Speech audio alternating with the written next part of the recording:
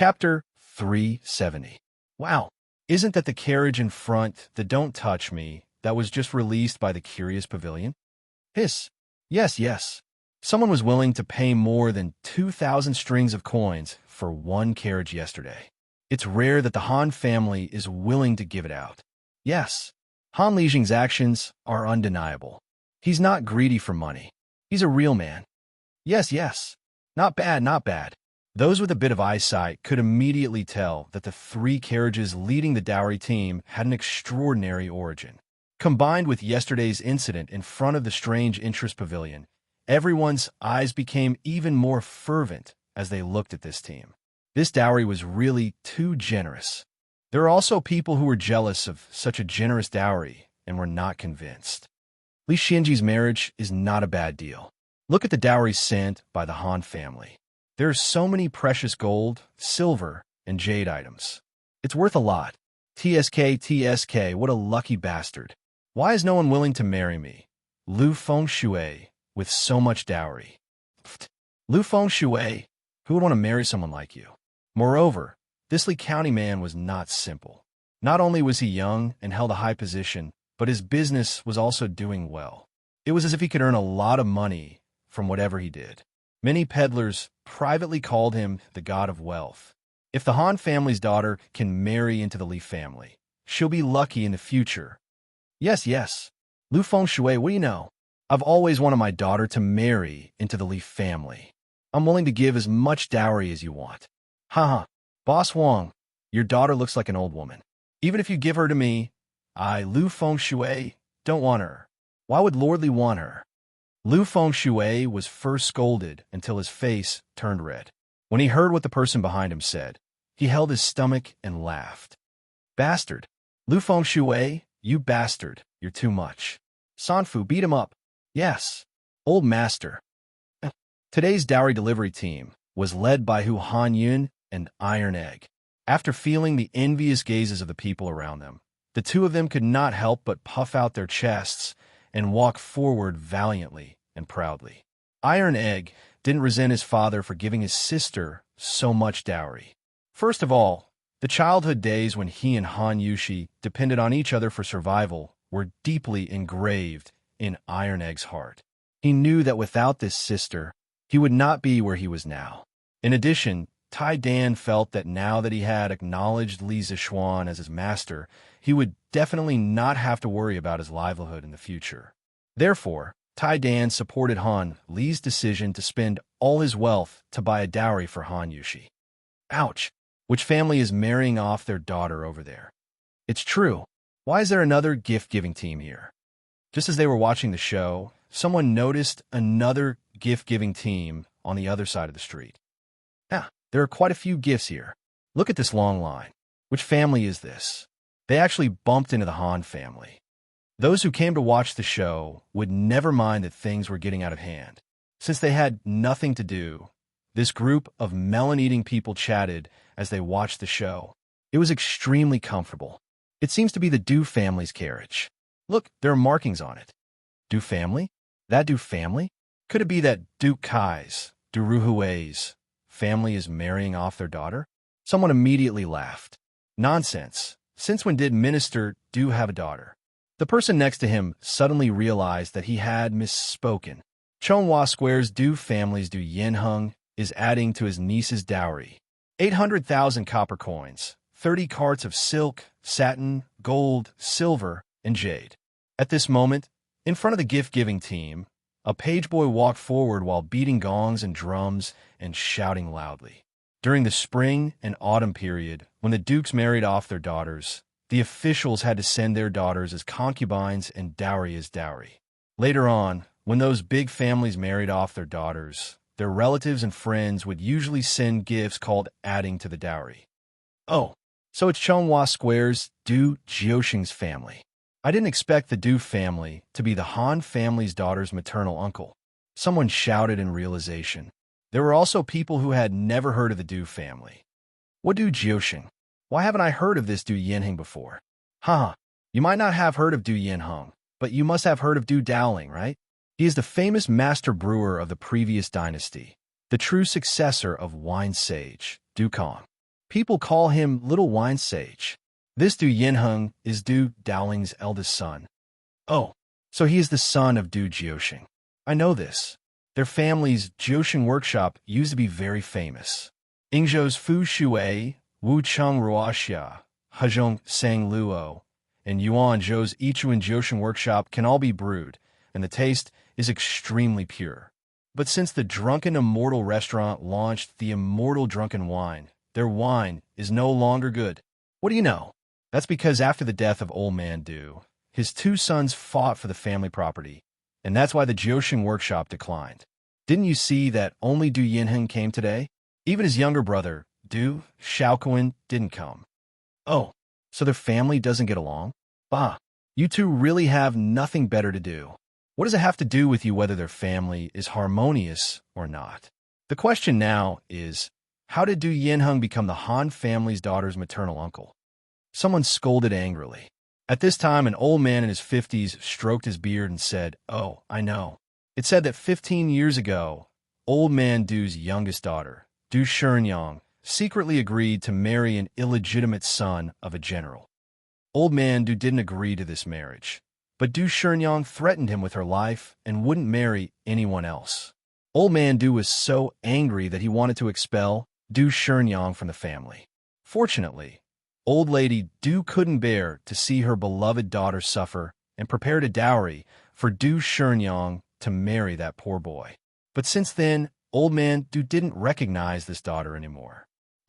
There's such a thing? Uncle Meng, can you tell us more about it?" The Tangs also liked to gossip, and this kind of love affair was the favorite of the onlookers. Go, go, go. I've said what I need to say. What else is there to say? Uncle who? Why do I have an uncle? Iron Egg was born late, so how would he know about these old things? He looked at the convoy behind him and asked in confusion. Iron Egg, you do have an uncle. The one behind is your mother's elder brother, but they didn't interact much in the past. Cough, cough, it's a long story. You can ask your father when you get back. Hu Hanyin obviously knew the inside story, but it didn't seem right to talk about the love history of his parents in front of Iron Egg, so he could only give a vague answer. Then after my mother left, my sister and I depended on each other. Why didn't they come to visit us? Iron Egg wasn't muddle-headed. He hit the nail on the head and said with some displeasure. He remembered all the hardships he and his sister had suffered in the past. This, Hu Hanyin scratched his head and didn't know how to answer. You're Iron Egg, right? You can't say that. There's something else behind what happened back then. Just when Hu Hanyin was at a loss, a tall, muscular, bronze-skinned, middle-aged man with distinct facial features walked out from the back of the convoy. Chapter 371. You are? Looking at the middle-aged man in front of him, Iron Egg asked with a frown. If you are Iron Egg, then I am your uncle, Du Yinheng. The middle-aged man said with a kind smile. Iron Egg's face immediately showed displeasure. He snorted, I don't have an uncle. I only know that when I was young, my sister and I depended on each other for survival. We almost starved to death. Other than the people in the village, no other relatives were willing to help us. If my father didn't come back in time, my sister and I would have been long gone. Being scolded by a child like this, Du Yinheng's old face was somewhat embarrassed. But thinking that he came here today to acknowledge his family, not to quarrel and make enemies, he could only patiently explain, Tai Dan, back then, your grandfather strongly opposed the marriage between your mother and your father.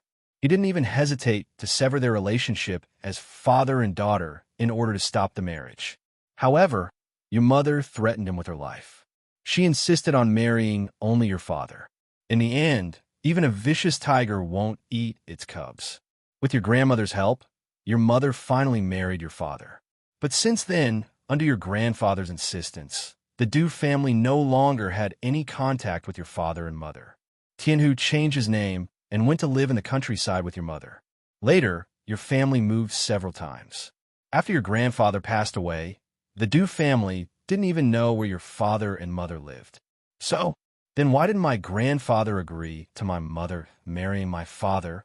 Iron Egg asked angrily. In his opinion, his father was a hero who had fought on the battlefield. The only person he had met so far who was stronger than his father was Li Zixuan. So when he heard that his father was disliked by the Du family, he was naturally very unhappy. When Du Yinheng heard his nephew's question, he couldn't help but have a headache. He thought to himself, why is it so difficult to deal with children nowadays? Is it because I haven't dealt with children for a long time? Or is it because this child in front of me is too monstrous? Iron Egg, there are too many things involved in the past. I'm afraid it's not convenient to talk about it now. If you really want to know, you can ask your uncle after you send your sister's dowry, or you can go back and ask your father. Du Yinheng shook his head and said in a deep voice, why can't you say it now? If you're really my uncle, then please explain everything clearly now. Otherwise, we don't want the dowry you added. When he asked Hu Hanyun earlier, Hu Hanyun wasn't willing to go into detail. Now that he asked Du Yinheng was also being secretive. Iron Egg couldn't help but ask impatiently. When had Du Yinheng ever been humiliated by a child like this? He was so angry that his face turned red. He pointed at the Iron Egg and was about to explode. Cough, cough. Iron Egg, don't make a fuss. Your uncle is here to add to your elder sister's dowry. This is related to Miss Han's happiness for the rest of her life. Don't make a fuss and let others see you as a joke. Let's send the dowry as usual first and talk about other things in private later. When Hu Hanyun saw that his nephew and uncle were about to start fighting, he hurriedly tugged at Bruiser and said earnestly, don't worry about it. Although old Hu was careless, he spoke with a sense of propriety at critical moments.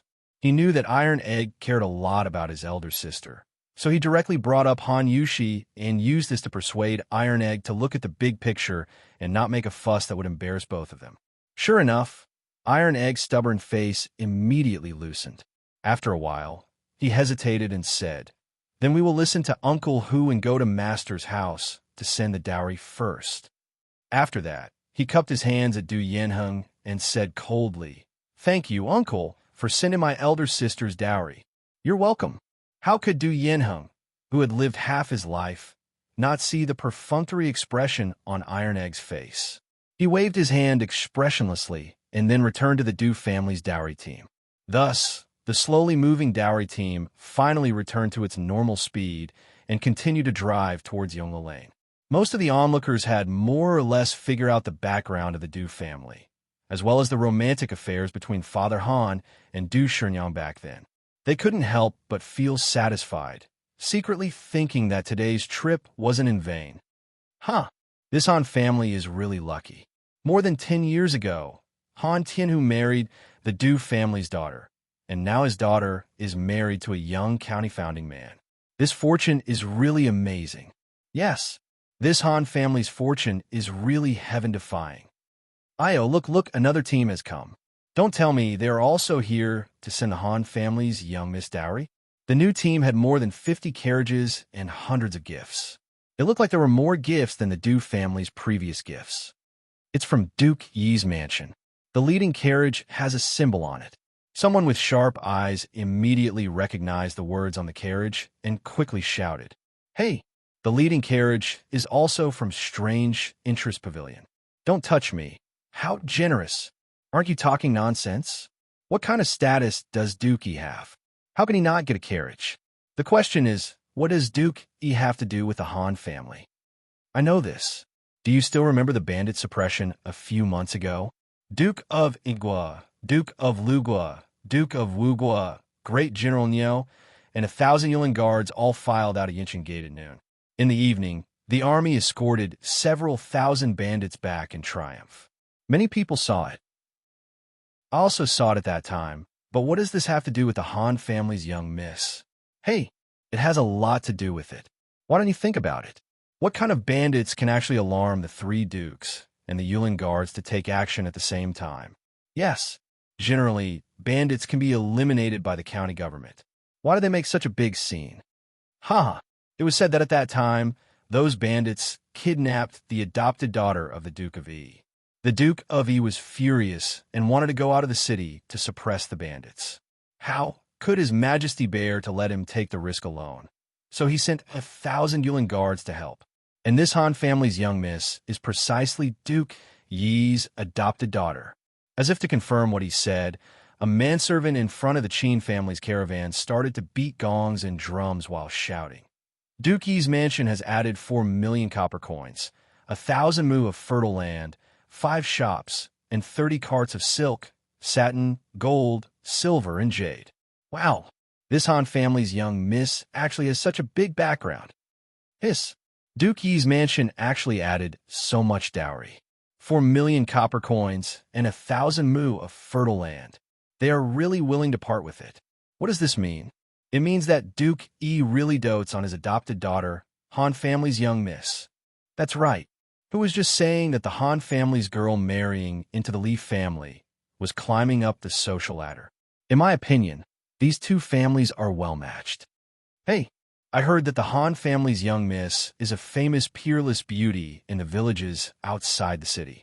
She is not inferior to those aristocratic families' young misses. Duke Li really has good luck with women. Hee. Duke Li is also handsome and suave. He looks like a talent. I think that not only are they well matched, they are also a golden boy and jade girl, a match made in heaven. Qin Huaiyu walked at the front of the Qin family's caravan and listened to the discussions around him. The corner of his mouth curved into an elegant arc. These people's analysis was correct. Due to Han Tianhu and Li Zishuan, his parents really doted on Han Yushi and almost treated her as their own.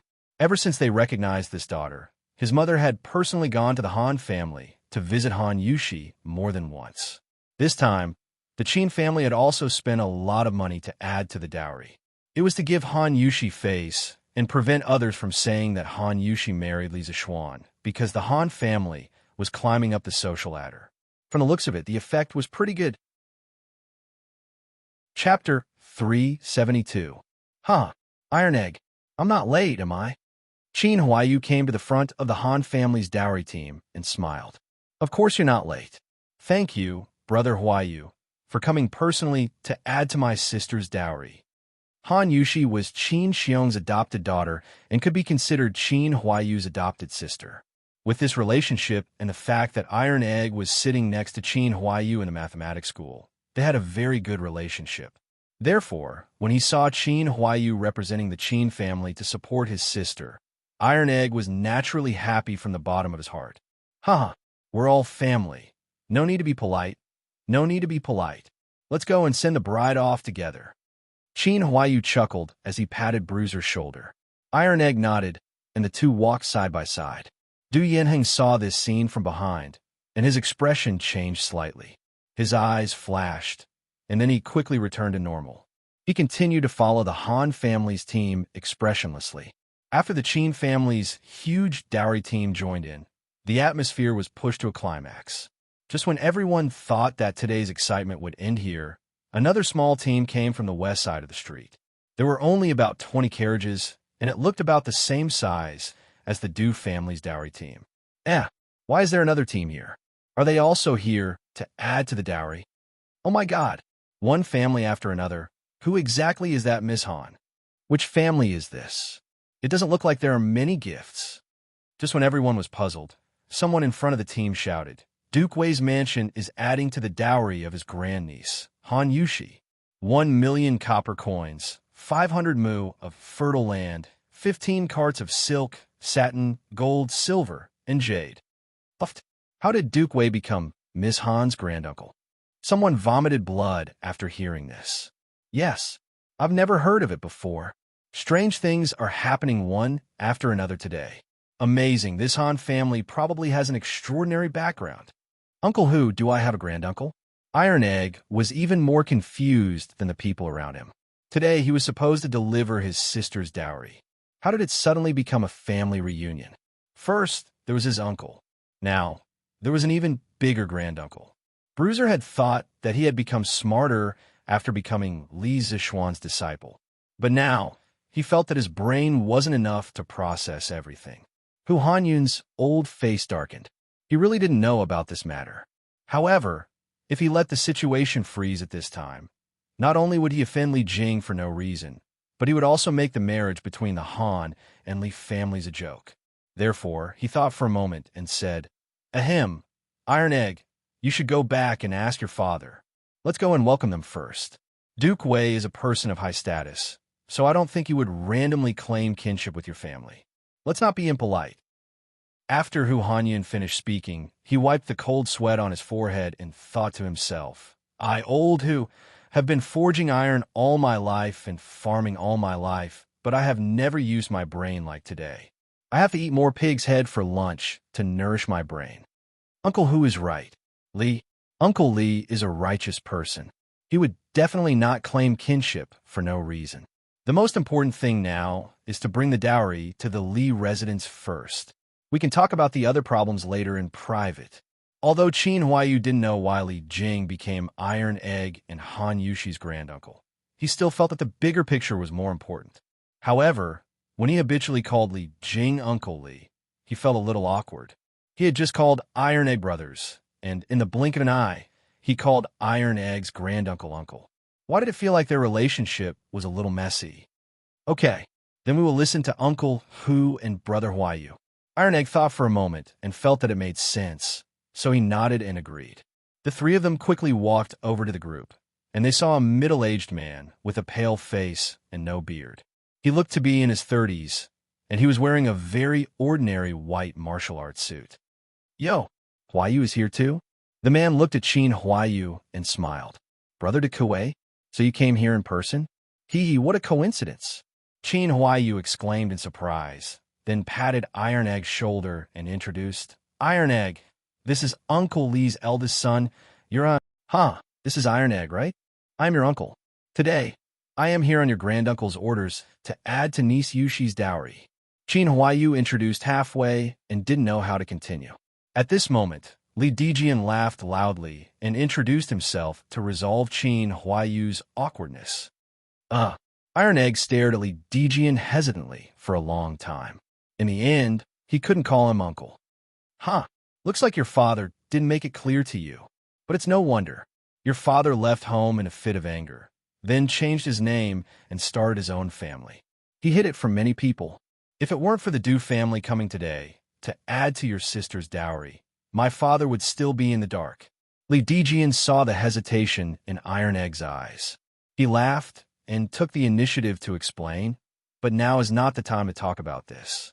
Let's not talk about the truth first. Iron Egg, I'm already 30 years old.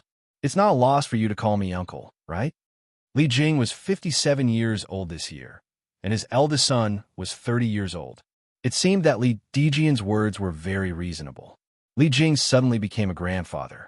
In this era, where young men and women generally got married at the age of 14 or 15, it was barely acceptable.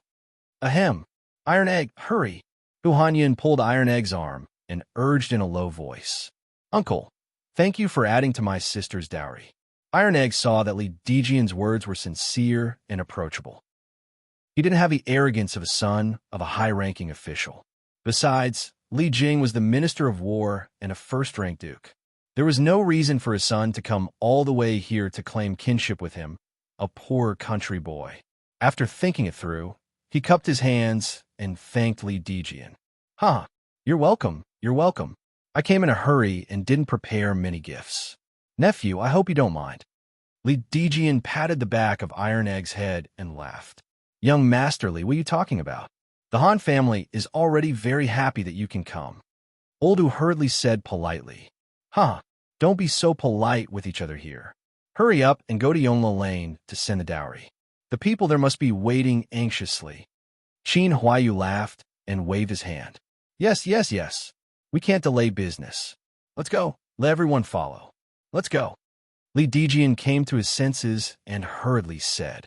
Thus, the four families formed a dowry delivery team and marched toward the Li residence in a mighty manner. The number of gifts and a luxurious lineup attracted the attention of countless people. It also made the entire Chong and city boil. I didn't expect this. Duke Wei actually found out about Han Tianhu's true identity so quickly. Looks like today's trip wasn't in vain. Du Yinheng, who was at the back of the team, looked at Li Dijian in front of him and muttered to himself in a voice that only he could hear. Chapter 373. Rewind time to an hour ago. Puning Fong, Duke Wei's mansion. Master, are you reading again? A young woman suddenly appeared at the door of the study. She was graceful and looked to be in her 20s. She was wearing an archery uniform and thin boots. Her sleeves were tied to her arms. She looked valiant and formidable. "In, what's the matter, Chu Chun?"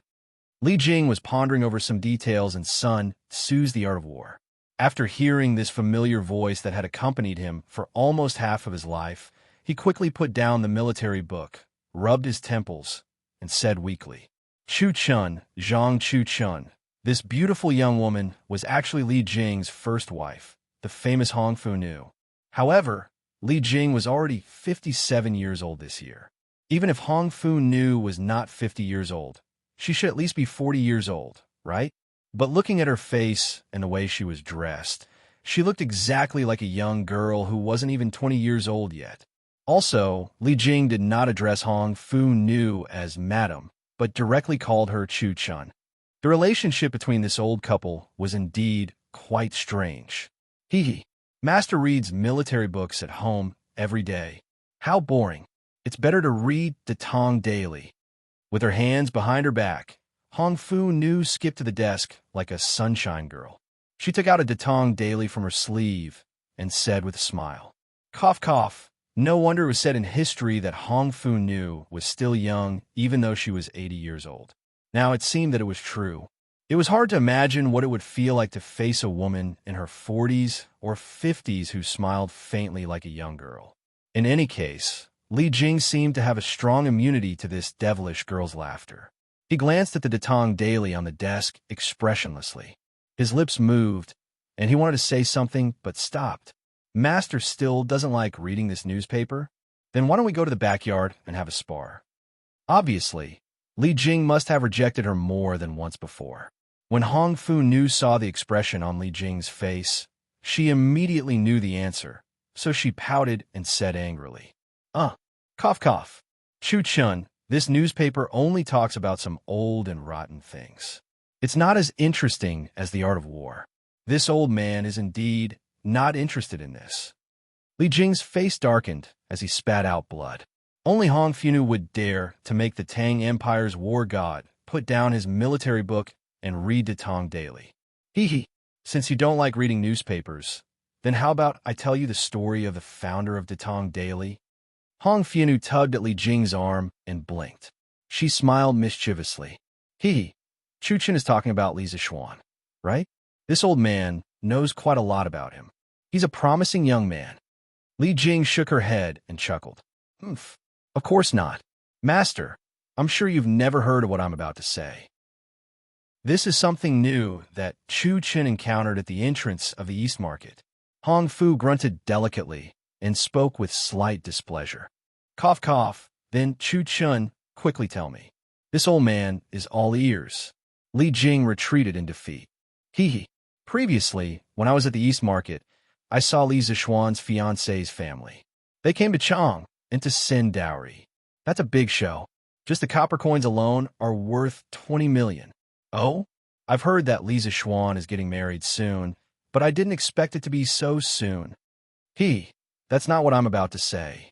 Master, guess who followed behind Tad Dowry? I only know that Li Zixuan's fiancé's surname is Han, and her name is Yushi. As for their family's relatives in Chang'an, I'm not sure. That's what I'm saying. Master, you've never heard of these things. Hong Fu's daughter laughed happily. Then, she moved a stool from the side and excitedly began to explain to Li Jing. Today, when the Han family's team entered the city, the Yinheng of Chonghua Square's Du family personally led a team of dowry enhancers to follow them. He said that it was for his niece. Niece? How was the Du family related to the Han family's girl? I heard from the people around that Han Yushi's mother is the little wine sage Du Dowling's daughter, Du Shenyang. Moreover, Du Dowling didn't agree to this marriage at first.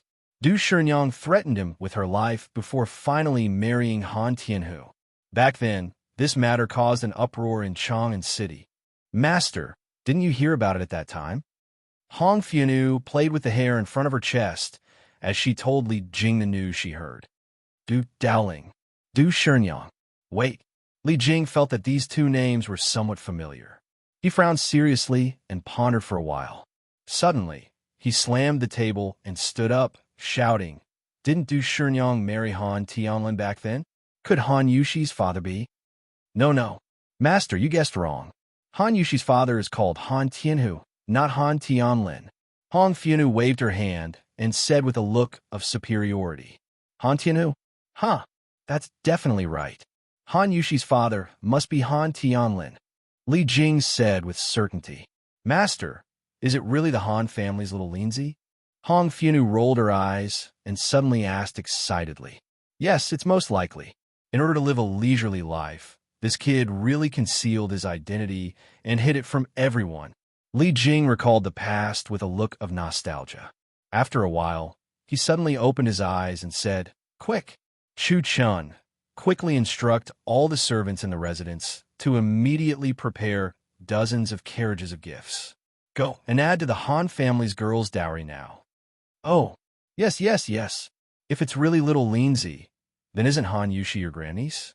We really should go and add to the dowry." Hong Fianu reacted and said happily. Li Jing was speechless. "Isn't she also your grandniece?" "Oomph. Of course not. I'm still so young. I don't want to be someone else's grandaunt." "Master, you should be it yourself." Hong Fianu snorted and was about to leave. When Li Jing heard that, his face was filled with black lines. Was this something a grandmother should say? Sigh. "All right, Master. If we want to catch up to the Han family's team, we have to hurry. But this way, we won't have time to prepare many things. What should we do?" Hong Fianu had just walked to the door when she came to her senses and turned around to ask. Hee, it's fine. Even if we don't bring anything and only send some people to support the Han family, little Lindsay will be very happy." Li Jing stroked his beard and said calmly, "Yes, yes, that's true. Then, I'll personally send the Han family's girls' dowry." Hong Fianu said eagerly, "Nonsense. Just let the Jian go. What will you look like if you go?" Li Jing said unhappily, "Throughout history, which grandaunt personally went to send dowry to her grandniece?" "Oomph. Why can't I go? Am I unpresentable?" Hong Fianu said angrily with her hands on her hips, revealing her shrewish and unreasonable side. "You." The veins on Li Jing's forehead were throbbing. He wanted to be angry but didn't dare to. After a pause, he could only swallow his anger and coax her nicely. "Cough, cough, Chuchen, I definitely didn't mean that." "Then what do you mean?" You see, you let the Jian send the dowry. We can practice martial arts in the backyard. I haven't tested your martial arts skills in a long time." "Oh, so that's the case. Master, please wait a moment. I'll let the Jian bring people to send the dowry. Then we'll spar." Hong Fianu smiled and ran out immediately. Chapter 374.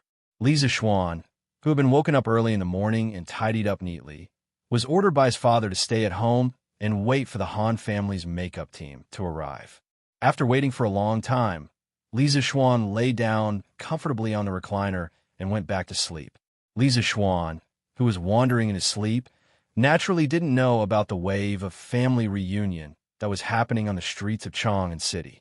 He also didn't know that today's makeup team would be so huge that it would stun everyone. "Hey, old master, why isn't the makeup team here yet? Could it be that something went wrong on the way?" Madame Li was anxiously pacing back and forth in the front yard, looking at the gate from time to time. However, after waiting for a long time and not seeing the makeup team, she finally couldn't help but ask, Madam, don't be anxious. What could happen to the Emperor? They will definitely be here soon. Besides, didn't Madam just send Sambao to scout for news? There should be news soon." Li Jingma was also a little anxious, but he forced himself to calm down and comforted her. "Oomph, still talking about it. Didn't our daughter-in-law get kidnapped outside Chang'an City last time? Fortunately, she and her went there in time and nothing happened." Madame Li rolled her eyes and said unhappily, "Ahem, wasn't that an accident? Besides, weren't those bandits already surrounded by the Imperial Army? Madam, don't worry about it." Li Jingma's face darkened, and he said in a muffled voice, "I'm worried about it." Madame Li immediately jumped up as if someone had stepped on her tail. "If I don't worry about my daughter-in-law, who will? One of you is sleeping soundly in the hall, and the other is drinking tea leisurely here. In the end, it's me who's worrying for nothing. All right, with such an unreasonable wife, old Masterly could only grit his teeth and swallow his anger. He smiled and said, "Ahem, it was a slip of the tongue, a slip of the tongue. Madam, please don't be angry. They're here, they're here. Old Master, madam. The makeup team from the Han family is here. So long, so long, so long." Just as the old couple was about to quarrel, San Bao ran in and shouted while gasping for breath. "You're here? He's here? Where is it? What's so long?" Madame Li immediately forgot about her earlier emotions. She quickly glanced at the door and asked San Bao, "Madam, they're almost at the entrance of the workshop." San Bao ran faster, so she came back first. The makeup line is so long, and there are so many people around to watch the fun. San Bao took a deep breath and bowed. "Huh, good. Old Master, our in-laws have also given us face. I didn't send so many betrothal gifts in vain." When Madame Li heard this, she was overjoyed. She thought that Han Tianhu had only sent back most of the betrothal gifts. She was already very satisfied with that. After all, the Li family had given her a lot of betrothal gifts. She only needed to send back a part of it, and it was already very ostentatious. It could be considered giving face to the Li family. Which mother wouldn't want her sons' wedding to be lively? Huh, of course. Tianhu isn't someone who forgets righteousness at the sight of profit. He might have even supplemented the betrothal gifts from other places. The Han family's foundation is thin, but Tianhu's character is unquestionable. This marriage is going well. Old Manly stood up and said with a smile, Yes. Shall he go and wake young master up and wipe his face? Why are you in such a daze on such a joyous day?" Madame Li was so happy that she couldn't close her mouth. She turned her head and ordered Shao He. "Yes, madam." Thinking of her young master, Shao Shi covered her mouth and smiled. She ran to the main hall to wake the lazy pig up. In just a short while, there were sounds of drums and gongs outside the door. Then they saw Iron Egg, Hu Hanyun, Qin Huayu, and Li Dijian, who were wearing joyful clothes, striding into the residence first. Grandmaster, Iron Egg is here to send my sister's makeup." Iron Egg smiled and bowed to Li Jingma and Madame Li. Good. Good child, go in and rest." Iron Egg was very obedient in the Li family and was deeply loved by the two elders.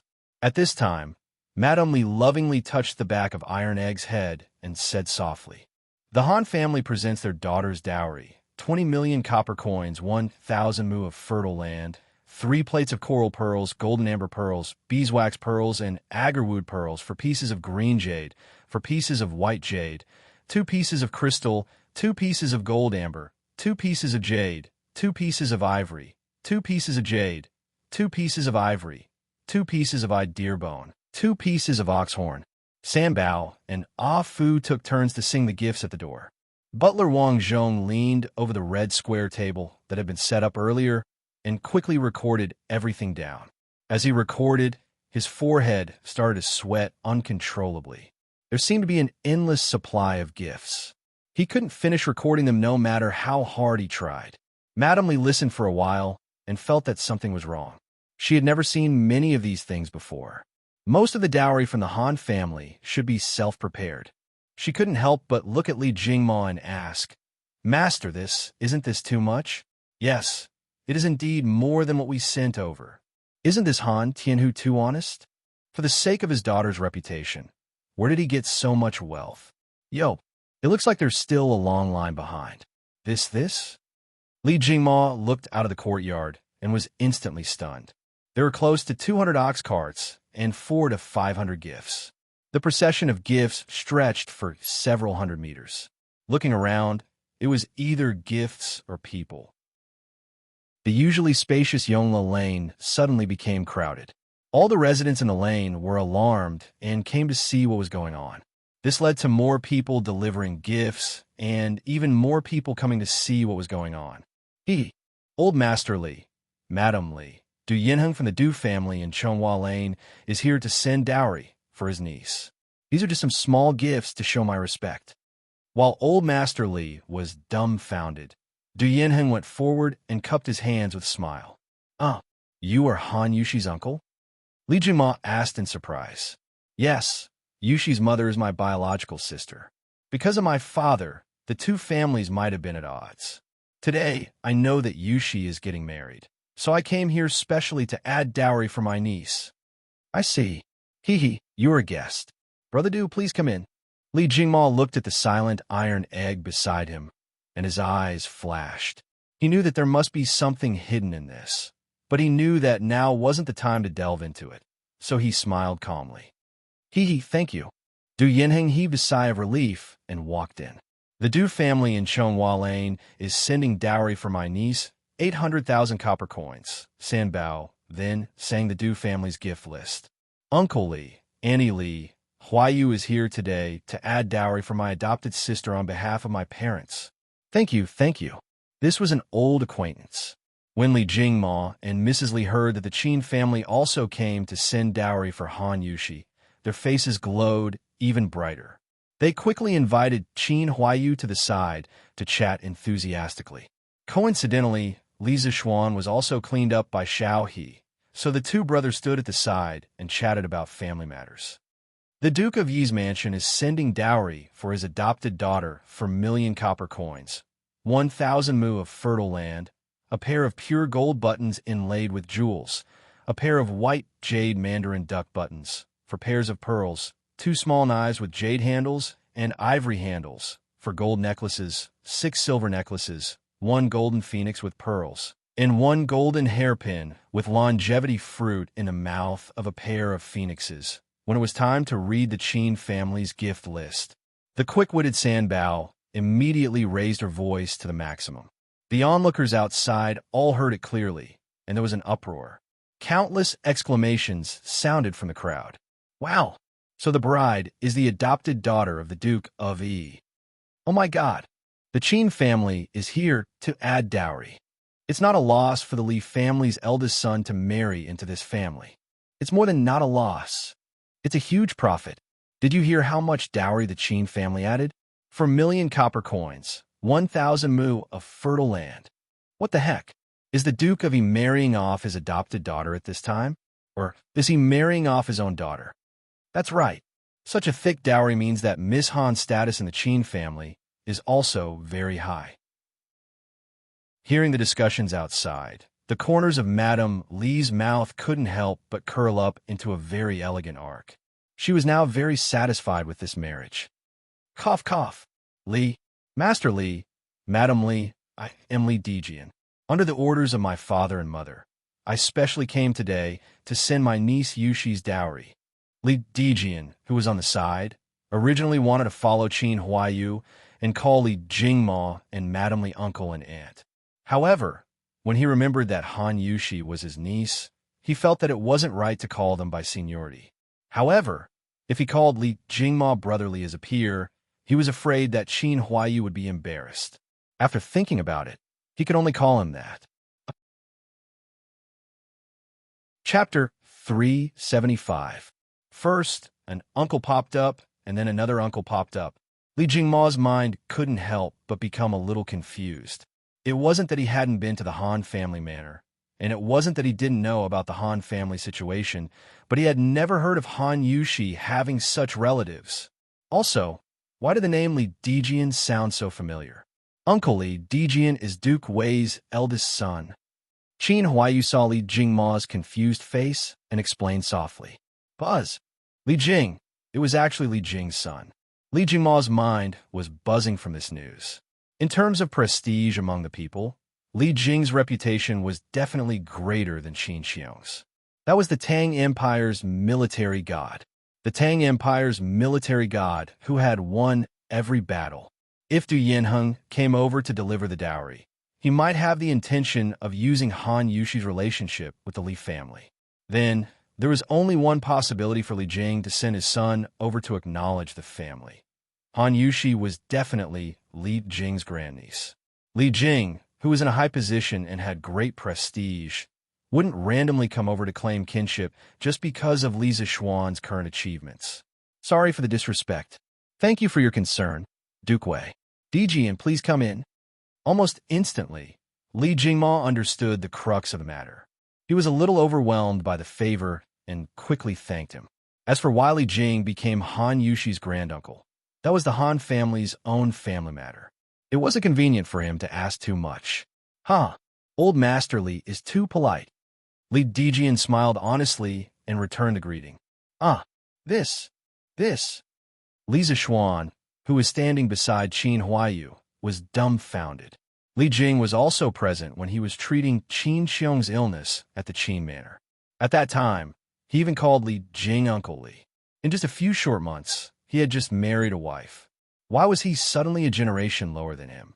This was a little too big of a loss. He had to go back and ask Han Yushi properly. The majestic procession of gifts entered the Li residence at a very slow speed. All kinds of gifts were piled up like a mountain, and the front courtyard could not fit them all. In the end, some of the gifts were piled up in the west courtyard. Old Man Li saw that he was short of manpower, so he hurriedly sent for 3 accountants and 8 workers from the shop to sort out the gifts before noon. As for the storage of these gifts, they could only wait until noon. There were many gifts, but there were even more people who came. There were close to 200 people who came to deliver the dowry for the Han family. The other 3 families brought more than 300 people together. With so many people, it was impossible to let them come all the way here for nothing. At the very least, they should take care of lunch. Lunch for over 500 people was definitely not something the Li residence's own kitchen could handle. Although Li Jingma didn't expect so many people to come today, he was already prepared. The Drunken Immortal restaurant's kitchen had all been called over in advance. Today, the Drunken Immortal restaurant's business would definitely be down, but the Li family didn't care about that. Therefore, these 500-plus ordinary people were very lucky today. They didn't spend a single cent and enjoyed a feast personally prepared by the Drunken Immortal restaurant's kitchen. There were 30 big tables in the front courtyard of the Li residence, 20 big tables in the open space in front of the Li residence, and 2 tables in the main hall to entertain the important people who came today. When it was time to eat, the fragrance spread for 10 miles. The entire Yongla Lane was filled with the fragrance of the Li residence's banquet. TSK. Old Master Li is really generous. It's so fragrant. Is this chicken nibbled on? I didn't expect it. I can actually eat this expensive chicken today. I didn't come for nothing. Oh my God, this wine is so fragrant. It's a little. Bah, Big Dog Wong, you really don't know how to be content. Do you know what wine this is? This is the Drunken Immortal restaurant's Gentle Village. It's 2 strings of money per liter. It's already very rare for us to have a pot on each table. You better cherish it. Heh, so this is the Gentle Village. I've never drunk it before. I have to taste it today. TSK. Big Dog Wong, you bastard, leave some for us. That's right. The people who came to deliver the makeup today ate and drank to their heart's content in the Li residence. The passers-by saw the commotion inside and smelled the fragrance inside. They couldn't help but stop and discuss in low voices. Their envy was obvious. Wow, the Li residence's extravagance today is really grand. They set up so many tables for the banquet. Hey, you didn't see the extravagance of the makeup delivery this morning, right? That's called a grand occasion. Chong and City hasn't had such a grand ceremony for many years. After smelling the fragrance for so long, I don't even need to eat lunch. The Li family chef skills are really good. What do you know? Old Master Li specially asked the Drunken Immortal restaurant chef to come over today to prepare the banquet. Didn't you see that the Drunken Immortal restaurant is closed today? The Li family is really going all out today. Why didn't Old Master Han ask me to deliver the makeup? Even if I have to work for a day, it's worth it to be able to eat this meal. Mother, I'm hungry. A little girl by the roadside twitched her nose and said to the madam beside her, Niño is hungry? Then Mother will go back and make something delicious for you, okay? The madam bent down and rubbed her daughter's little head as she said softly, No, Niño wants to eat their food. The little girl blinked and pointed at the Li residence's main door. This, Chonghua Square. Du Residence, Side Hall. Old Master, I heard that Big Brother still went to deliver the makeup to that girl. A woman in purple in her 30s said to the middle-aged man sitting at the head of the table. Oomph. Big Brother is really selfish. Seeing that girl climb up the social ladder, he went over to suck up to her. What a disgrace to the Dew family. The middle-aged man's face was gloomy. He slammed the table and said angrily, "What did my father say when he was alive? Has he forgotten all about it? Besides, the Lee family's drunken immortal and gentle village are said to be made by that girl. She has stolen a lot of business from our winery saint. That girl betrayed us and used the winemaking skills her mother taught her to deal with us. Big Brother actually went to deliver her makeup? How shameless. Old Master is right. That wild girl is really hateful. She caused our Dew family to decline day by day. I didn't expect her to be able to hook up with a county man. She is really lucky." The woman in purple said viciously. Oomph. If it was in the past, not to mention a county man, even if he was an earl, our Dew family would not even put him in our eyes. Under the leadership of Dew family, our Dew family is really declining. But luckily, we are separated. I like to see how much benefit Big Brother can get from sucking up to that wild girl. The sinister man took a sip of tea and said with a sneer, Yes, yes. Old Master is really wise. Our winery saint earned more than Big Brother's winery saint last month. Ha ha ha. Chapter 376. Oh, the Dew family in Chonghua Square and the pharmacist have sent people to deliver dowries to Miss Han. In the sweet Dew Hall, Lier was eating the food that Empress Zhongsun had personally delivered while listening to Zhao Song's report on the interesting things that happened in Chong and today. Yes, Your Majesty, the Dew family is Miss Han's maternal uncle's family. As for Duke Wei, I heard that he is here to add to his grandniece's dowry. Zhao Song said respectfully, Your Majesty, how did Duke Wei have a grandniece so quickly? Why have I not heard of it before? Hearing this, Zhongsun interrupted curiously and asked, I have not heard of it before either. I did not expect the small Han family to have connections with the pharmacist. Zhao Song, have you investigated the relationship? Lier shook his head and asked Zhao Song with a frown. Your Majesty, if Miss Han's mother is indeed Du Dowling's biological daughter, then Han Tianhu is very likely to be the third son of Shouguang County Duke, Han Tianlin. I have read the Chong and county records. 15 years ago, Han Tianlin could not stand the humiliation of the Han family's matriarch and boldly ran away from home. After that, he had an affair with Du Dowling's youngest daughter, Du Shenyang. The Du family did not agree to this marriage at first, but later, old Madame Du mediated and Han Tianlin was able to marry Du Shenyang. But since then, the Du family and Du Shenyang no longer had any contact. Han Tianlin and Du Shenyang concealed their identities and led a leisurely life. Zhao Song was clearly prepared for this and reported to Li Er seriously. Shouguang County Duke? Han shitting? Is this really the case? Li Er was stunned. No matter how he thought about it, he would never have thought that Han Tianhu was Han Shitting's son. This was really big news. Han Shitting was the eldest son of Han Qinhu of the Sui Dynasty, and Li Jing's biological mother was Han Qinhu's youngest sister. Therefore, Han Shitting and Li Jing were cousins, and Han Tianhu had to call Li Jing uncle when he saw him. It's absolutely true. Your Majesty.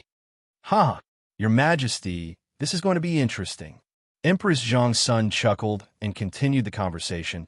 Previously, I heard that Duke Yi took in Han Yushi as his adopted daughter. This concubine thought that it should be to prevent that girl from being wronged because of her low status when she marries into the Li family. But now, that girl has the support of the Du family and Duke Wei. This marriage has truly become a well-matched match. Guanyi mate is right, I never thought that the girl from the Han family would have such a background. Lisa Xuan, that brat, really knows how to pick a wife. Li Er smiled maliciously. East Market, strange interest pavilion. Now, it was a different scene. Give me two, Tang Dynasty dictionary. Hurry up, it wasn't easy for me to get in line. A man excitedly said to the clerk of the strange interest pavilion. All right, please wait a moment. Sigh. Give me 10 copies of the Tang Dynasty Dictionary. Ha! It's only 300 copper coins per book. Too cheap. A middle-aged man dressed in luxurious clothes laughed. The price of the Tang Dynasty Dictionary was indeed very cheap. It had a lot of pages, and according to the previous price, one might not even be able to get it for 7 or 8 strings of coins. Sorry, dear customer, everyone in the Strange Interest Pavilion can only buy 3 copies of the Tang Dynasty Dictionary today. One of the clerks hurriedly refused. What? There's such a thing? All right then, give me 3 copies. Outside the Strange Interest Pavilion, it was bustling with noise and excitement. Everyone, line up properly. Line up properly, don't fight. Today we have enough copies of the Tang Dynasty Dictionary, so don't worry. It had been 2 hours since the market opened, but there was still a very long line in front of the Strange Interest Pavilion. There were scholars dressed in luxurious clothes, and there were also farmers dressed in coarse linen clothes. Due to the previous situation of the Strange Interest Pavilion, everyone in the line knew that there was a limited number of copies of the Tang Dynasty Dictionary. Thus, some of the people at the back of the line started to get restless. In order to maintain order, Sun Huaiyuan quickly calmed them down. Otherwise, there would be a large-scale riot. Shopkeeper's son, you're not trying to trick us again, are you? Every time you say that you have enough copies in stock, it's always sold out in a short while. That's right. Your Strange Interest Pavilion is always unkind. I've already bought a membership card, but I still can't get anything. That's right, that's right. Shopkeeper's son, don't try to trick us. As soon as Sun Huaiyuan finished speaking, a group of customers who had suffered from the hunger marketing policy of the Strange Interest Pavilion immediately voiced their doubts. It was not their fault. They had been cheated by the Strange Interest Pavilion too many times in the past. Some of the products of the Strange Interest Pavilion could not be used even if they bought a membership card. For example, the new horse carriage Don't Touch Me. Purple members would still have to kneel if they came late. Which shop in Chong and City would dare to do the same thing as the Strange Interest Pavilion? Fortunately, the products of the Strange Interest Pavilion were unique. Otherwise, they would have been eliminated by their competitors long ago. Sun Huaiyuan's old face reddened. He said awkwardly, Ahem, everyone, I'm not lying at all. After 2 days and 2 nights of hard work by our workshop's craftsmen, the supply of the Tang Daily today has reached 1,500 copies. Everyone present should be able to get one. Everyone was stunned at first. They could not believe their ears. Then, a wave of applause followed. Good job, shopkeeper's son. 1,500 copies? Huh, looks like I'll be able to get one for my eldest son today. Counting the people here, it should be my turn soon. Let's go to the restaurant next door to eat. That's right. The Strange Interest Pavilion has finally done something good. Let's go eat. Ha! Hearing that the Strange Interest Pavilion had 1,500 copies of the Tang Daily in stock this time, many people felt relieved. They looked at the time and saw that it was lunchtime. Therefore, a large number of people at the back of the line went to find a place to eat lunch. The huge crowd in front of the Strange Interest Pavilion was relieved. Sun Huaiyuan heard the discussions of some people and wiped the cold sweat on his forehead. He thought to himself, I heard that young master is planning to expand the workshop. Now, it seems like a wise decision. If the production can't keep up, no matter how good the products of the Strange Interest Pavilion are, they will be drowned by the saliva of these people. Young master, I bought the dictionary of Tang Dynasty that you wanted. In a corner of the East Market, a black horse carriage was parked under a big willow tree, enjoying the cool shade of the tree. At this moment, a servant in gray clothes and a small hat came to the front of the horse carriage with a red cover of the dictionary of Tang Dynasty. He bowed respectfully to the person inside the carriage. Well done. Bring it over. A feminine male voice sounded from inside the carriage. Yes, young master. The servant in gray lifted a corner of the curtain and carefully handed the dictionary of Tang Dynasty in his hands. The curtain moved slightly, and through the gap, a slender and fair hand could be seen taking the dictionary. The curtain closed, and the carriage fell into silence. The servant in gray stood motionless outside, waiting for orders. A moment later, a young man's urgent voice came from inside the carriage. Pan Rong, return to the residence immediately. Yes, the servant in gray didn't dare to say anything else and immediately drove the carriage away. Chapter 377. This lunch was dark and gloomy. The people who came to deliver the makeup had grease all over their mouths and were eating happily.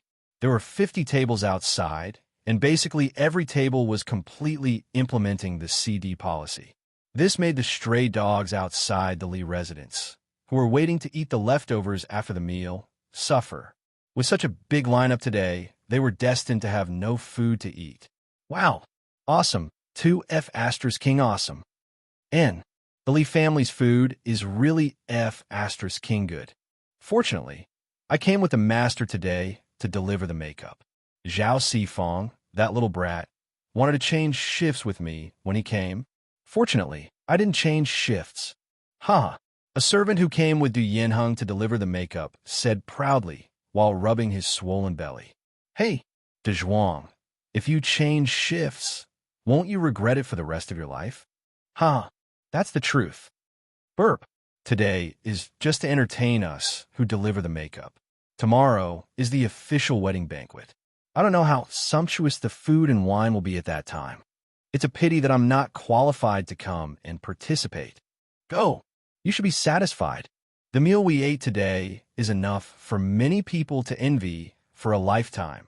Those who come to attend Lord Li's wedding ceremony tomorrow are all high officials and nobles. How can it be our turn? Huh, that's right. I'll be satisfied after this meal. The lively banquet lasted until 1:30 in the afternoon, 1:30 in the afternoon. More than 500 people who delivered the makeup rubbed their swollen bellies and left one after another under the leadership of each family. Of course, many of the gifts on the ox carts didn't have time to be unloaded, so all the ox carts were left at the Li residence. They would be returned after the wedding.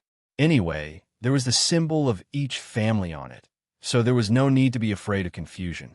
Besides, when the bride was fetching the bride tomorrow, they could be placed at the back of the convoy to add to the extravagance. The people who delivered the dowry had eaten their fill and returned home, each looking for their mothers. The people of the Li residence, on the other hand, were extremely busy. More than 10 servants were busy tidying up the tables, chairs, bowls, and chopsticks, while the other 80 servants were busy helping to transport the dowry that had been sorted out in the morning to the Li residence's storeroom. This was a huge project. When Li Zixuan had just returned home a few months ago, he felt that there were too many maids and servants in the house. Now, it seemed that there was not enough manpower. No wonder it was often said in books that some rich and powerful families had more than 10,000 maids and servants.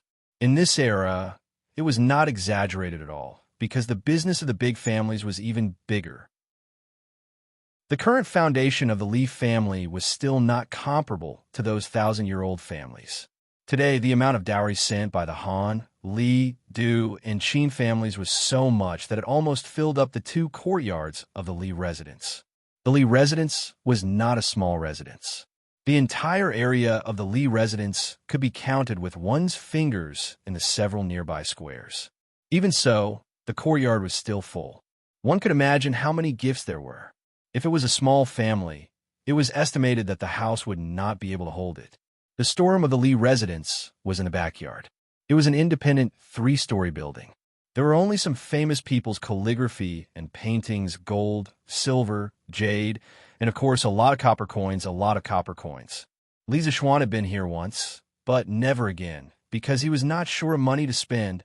Li Jingma personally went forward to open a simple and heavy copper lock, and then brought a few trusted servants in. The rest of the servants delivered all kinds of expensive gifts outside, and the servants inside were responsible for placing the gifts in appropriate places. In this way, the servants inside were actually the most tired, but none of them complained. Instead, they were all glowing and looked proud. The gifts that could be moved into the Li residence's storeroom were the more precious ones. For example, some of the cheaper furniture and decorations that took up more space could only be placed in the courtyard first, and even had to be piled up. As for the rice, wheat, and meat in the dowry, they had long been arranged to be placed in the Lee residence's granary or sent to the drunken, immortal restaurant. According to Li Zixuan's previous plan, he had originally planned to buy a large amount of food during this autumn harvest to deal with the locust plague next year. But now, it seemed that when the time came, perhaps only half of the planned amount would be needed, because half of the granary at home was filled with food. Xian, these are all Yushi's dowry. You can't use them without permission in the future. Do you understand? Madame Li stayed inside for a while before coming out. As a woman, she couldn't help much inside. Li Zixuan was also bored inside, so he slipped out with his mother. Knowing that her son was deliberately playing tricks, Madame Li smiled and didn't want to expose him. She looked at the mountain of dowry outside, thought for a while, and then earnestly instructed her son. A woman's dowry in ancient times was usually the private property of the woman, especially at this time. According to the law, a woman's dowry was protected by the law. When a woman married into her husband's family, her dowry wouldn't become the family's public property, but still belong to her private property. Not only could the parents-in-law not take it, even the husband couldn't take it. If the woman was divorced, then the dowry could be taken away. If the woman passed away, then the dowry would belong to her children. If she didn't have children, then most of the dowry would go to the mother's family, and the husband would get half of it at most. This still depended on negotiation, and it was also where disputes over property often happened. Therefore, the rights of women in the Tang Dynasty were still very high, and they were protected by the government. It wasn't like the Ming and Qing dynasties, where women were completely dependent on men. They followed the father at home, the husband after marriage, and the son after the husband's death. The women of this time also had their own property rights, which was unimaginable in the future. Mother, I know, so don't worry. I don't care about that little bit of money. Li Zixuan pursed his lips. He was an awesome transmigrator, so no matter what, he wouldn't fall to the point where he had to rely on his wife's dowry to survive. If that was really the case, he might as well find a piece of tofu and kill himself. My son is promising. Madame Li looked at her son's smug face and couldn't help but smile lovingly. Isn't that because I was born good? Glib tongue. All right, go ahead and be naughty. I'll go and see if there are any oversights. Xian, nothing must go wrong at tomorrow's wedding. Madame Li covered her mouth and smiled, tapping her son's forehead in annoyance. After such a long time of family reunion, she felt that she was getting happier every day. The only flaw was that she hadn't fulfilled her wish of having a house full of children and grandchildren. However, that was soon, so she felt full of motivation when she did things now. Thank you for your hard work, Mother. Li Zixuan said sincerely. People said that having an elder in the family was like having a treasure. This was really true. If it weren't for the two elders, he wouldn't have been able to handle this wedding alone. He didn't even know the most basic wedding procedures, and who knew how much trouble he would have caused. Chapter 378. After leaving the backyard, Li Zixuan started to get busy with his own matters. He couldn't rely on his parents for everything, so he had to help out where he could. Tomorrow was the big day of the wedding. He had his own plans and arrangements to give Han Yushi a grand and special wedding. First, it had to be ostentatious and imposing. He couldn't just let the Han family have 10 miles of wedding procession today, and the Li family have a few ox carts to escort the bride tomorrow. Li Zixuan had already prepared for this. Currently, the Li family had 25 of the new Don't Touch Me carriages.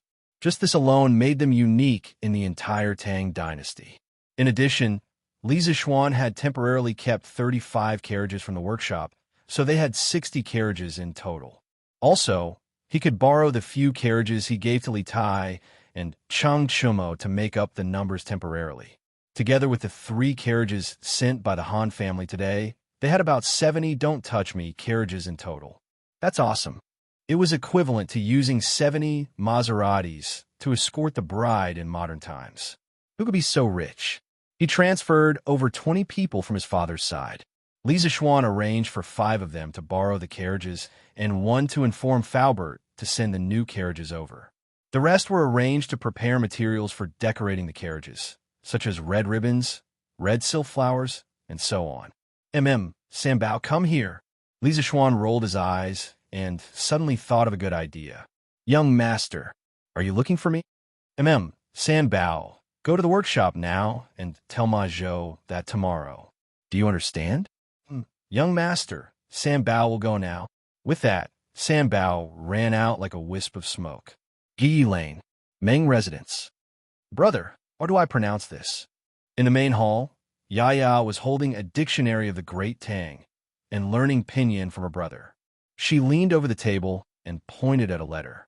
It was worth mentioning that after Li Tai's persuasion that day, Meng Wenhao had already made a decision in his heart. As soon as he got home, he told his mother about his intention to transfer schools. At that time, Mother Meng almost subconsciously wanted to refuse, but when she saw her son's determined expression, her heart softened. In the end, she didn't say anything. She just sighed and went to cook. Meng Wenhao couldn't understand his mother's intentions, and his heart sank.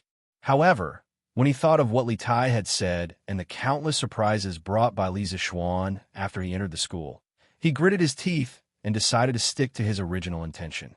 Therefore, from that day on, Meng Wenhao didn't go to the school anymore and started his field vacation in advance.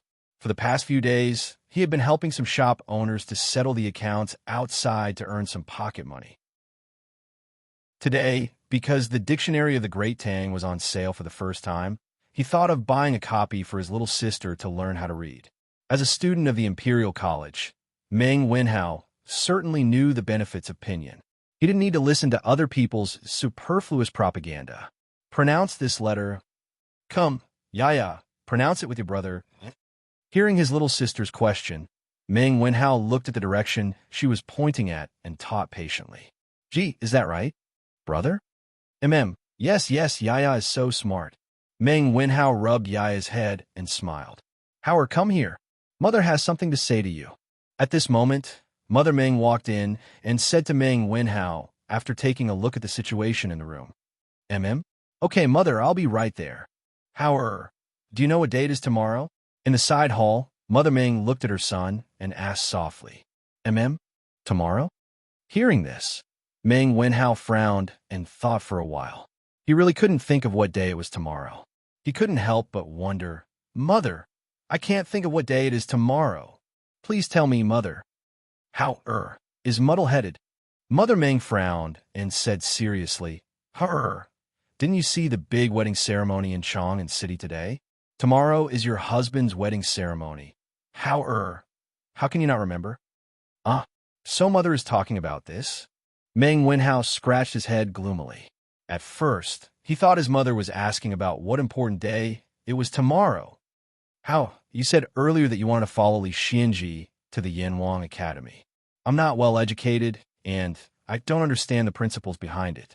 But since this is your decision after careful consideration, I'll support you. Mother Meng sighed, turned around, and continued. Besides, Li Xianji is very kind and intelligent. Whatever he does, he won't harm his own student. I believe in my own judgment. However, you should prepare to go to Yanwang College. What? Mother, you agree? Meng Wenhao's eyes widened in disbelief as he exclaimed. I agree. You started from the county school and got promoted to the Imperial College 2 years ago. Mother and your father have seen you overcome obstacles and get promoted step by step, but the road to becoming an official is still uncertain. How? Even if you continue to overcome obstacles and get promoted to the Imperial College, you still have to go through countless examinations. With Li Xianji's knowledge, it might be a very good way for you to follow him. This is the path you chose. And Mother supports you. I believe your father will also support you. Mother Meng looked at her son with bright eyes and told him the results she had thought about for a few days. Thank you, Mother. I won't disappoint Mother's expectations and will succeed soon. Meng Wenhao, who was a little dispirited before, suddenly became energetic and said excitedly, Although he had already made up his mind to stick to his dream regardless of whether his family agreed or not. If he could get his mother's approval, it was naturally the best and most perfect result. When mother and son work together, their sharpness can cut through metal. Huh, silly child. As long as you and Yaya don't have to worry about food and clothing in the future and are healthy, mother will be satisfied. Mother Ming chuckled and continued. Li Xiannan is a great benefactor to our family. Whether it is teaching you or saving your father's life, these are all things that we can never repay in our lifetime. However, you mustn't forget your benefactor. This is Li Xiannan's wedding. As his disciple, no matter what, you have to personally go and greet him and express your sincerity. Here's 2 strings of money. How? Take it and go to the East Market to buy some congratulatory gifts. Don't be too shabby. Tomorrow, you could go to the Li Mansion to congratulate your master on his wedding. Mother Meng took out 2 strings of money and handed it over. Before Father Meng went out to sea, Boss Feng had given the Meng family a large sum of money to settle down. Therefore, the Meng family could still afford this money. Mother, no need. I recently worked as an accountant for a grain store and earn a lot of money. I don't need you to give me money. Chapter 379. What? No way. Absolutely not. Workshop, the Tang Daily Editorial Department. A thin, silver-haired old man in purple slammed the table and said angrily, "The Tang Dynasty Daily has become the face of our Tang Dynasty. How can we treat the content of the paper as a child's play? Absolutely not. Even if County Magistrate Lee is here, I can't agree. Junior Supervisor Yu, please forgive me for speaking bluntly. When the censorate was established by His Majesty, its purpose was to monitor the unreasonable content in the Tang Daily. The scope of the censorate's authority was clearly defined. As long as it didn't involve party politics or maliciously smear the reputation of the court, it would be approved without any reason. When Ma Zhou heard this, he was not afraid of the old man's imposing aura at all. He immediately stood up and retorted, "The 2 requests that Lord Zhu has made today do not involve any political strife or maliciously smear the reputation of the imperial court. Junior Eunuch Yu has no right to reject them." Junior Supervisor Yu. That purple-clothed old man was none other than the head of the interrogation department of the Tang Daily that Li Chengxian had single-handedly established. Junior Supervisor Yu Shernan. Yu Shernan was good at calligraphy. During the Chun Dynasty, he served as Minister of Justice Chao and Minister of Xiong. After entering the Sui Dynasty, he became an official secretary. After the fall of the Sui Dynasty, he was appointed by Do Jianda as Assistant Minister of the Yellow Gate. After Li Er killed Do Jianda, he appointed Yu Shernan as Minister of the Qin Palace, Secretary of the Secretariat, and Scholar of the Hongwen Academy. He was one of the 18 scholars, with Fang Xianling and others. In the 8th month of the 9th year of Wuda, Li Er ascended the throne, and Yu Shernan was promoted to Minister and Scholar of the Hongwen Academy. This year, Yu Shernan was already 69 years old, so he submitted a petition to resign. Li Er refused and promoted him to the Crown Prince's right concubine's son. Yu Shernan refused and was promoted to junior supervisor. This year, Li Zhaxuan's Detong Daily came out of nowhere and stirred up a storm. It made some people in the court nervous. The 70-year-old Yu Shernan was once again appointed to the censorate as an army supervisor. Old Yu's enthusiasm for his work would make him a model worker in modern times. He really lived his life for work and for the world. You brat, you're twisting words and forcing logic. Hearing Ma Zhou's seemingly reasonable but completely fallacious arguments, Yu Shernan's old face flushed red as he scolded angrily. If Junior Eunuch doesn't agree, then we can only vote. Scholars present, if you agree with Lord Zhu's temporary arrangement, please vote. If you don't pass, then I can only ask His Majesty to make a judgment. Ma Zhou shook his head and looked at the rest of the people in the field. Today, it was the first time the original staff of the Tang Daily had clashed with a newly established interrogation division. There were 5 scholars in the Inquisition division. When there was a disagreement, they could vote on their own. The minority had to obey the majority, so it could be considered quite democratic. Junior Supervisor Yu.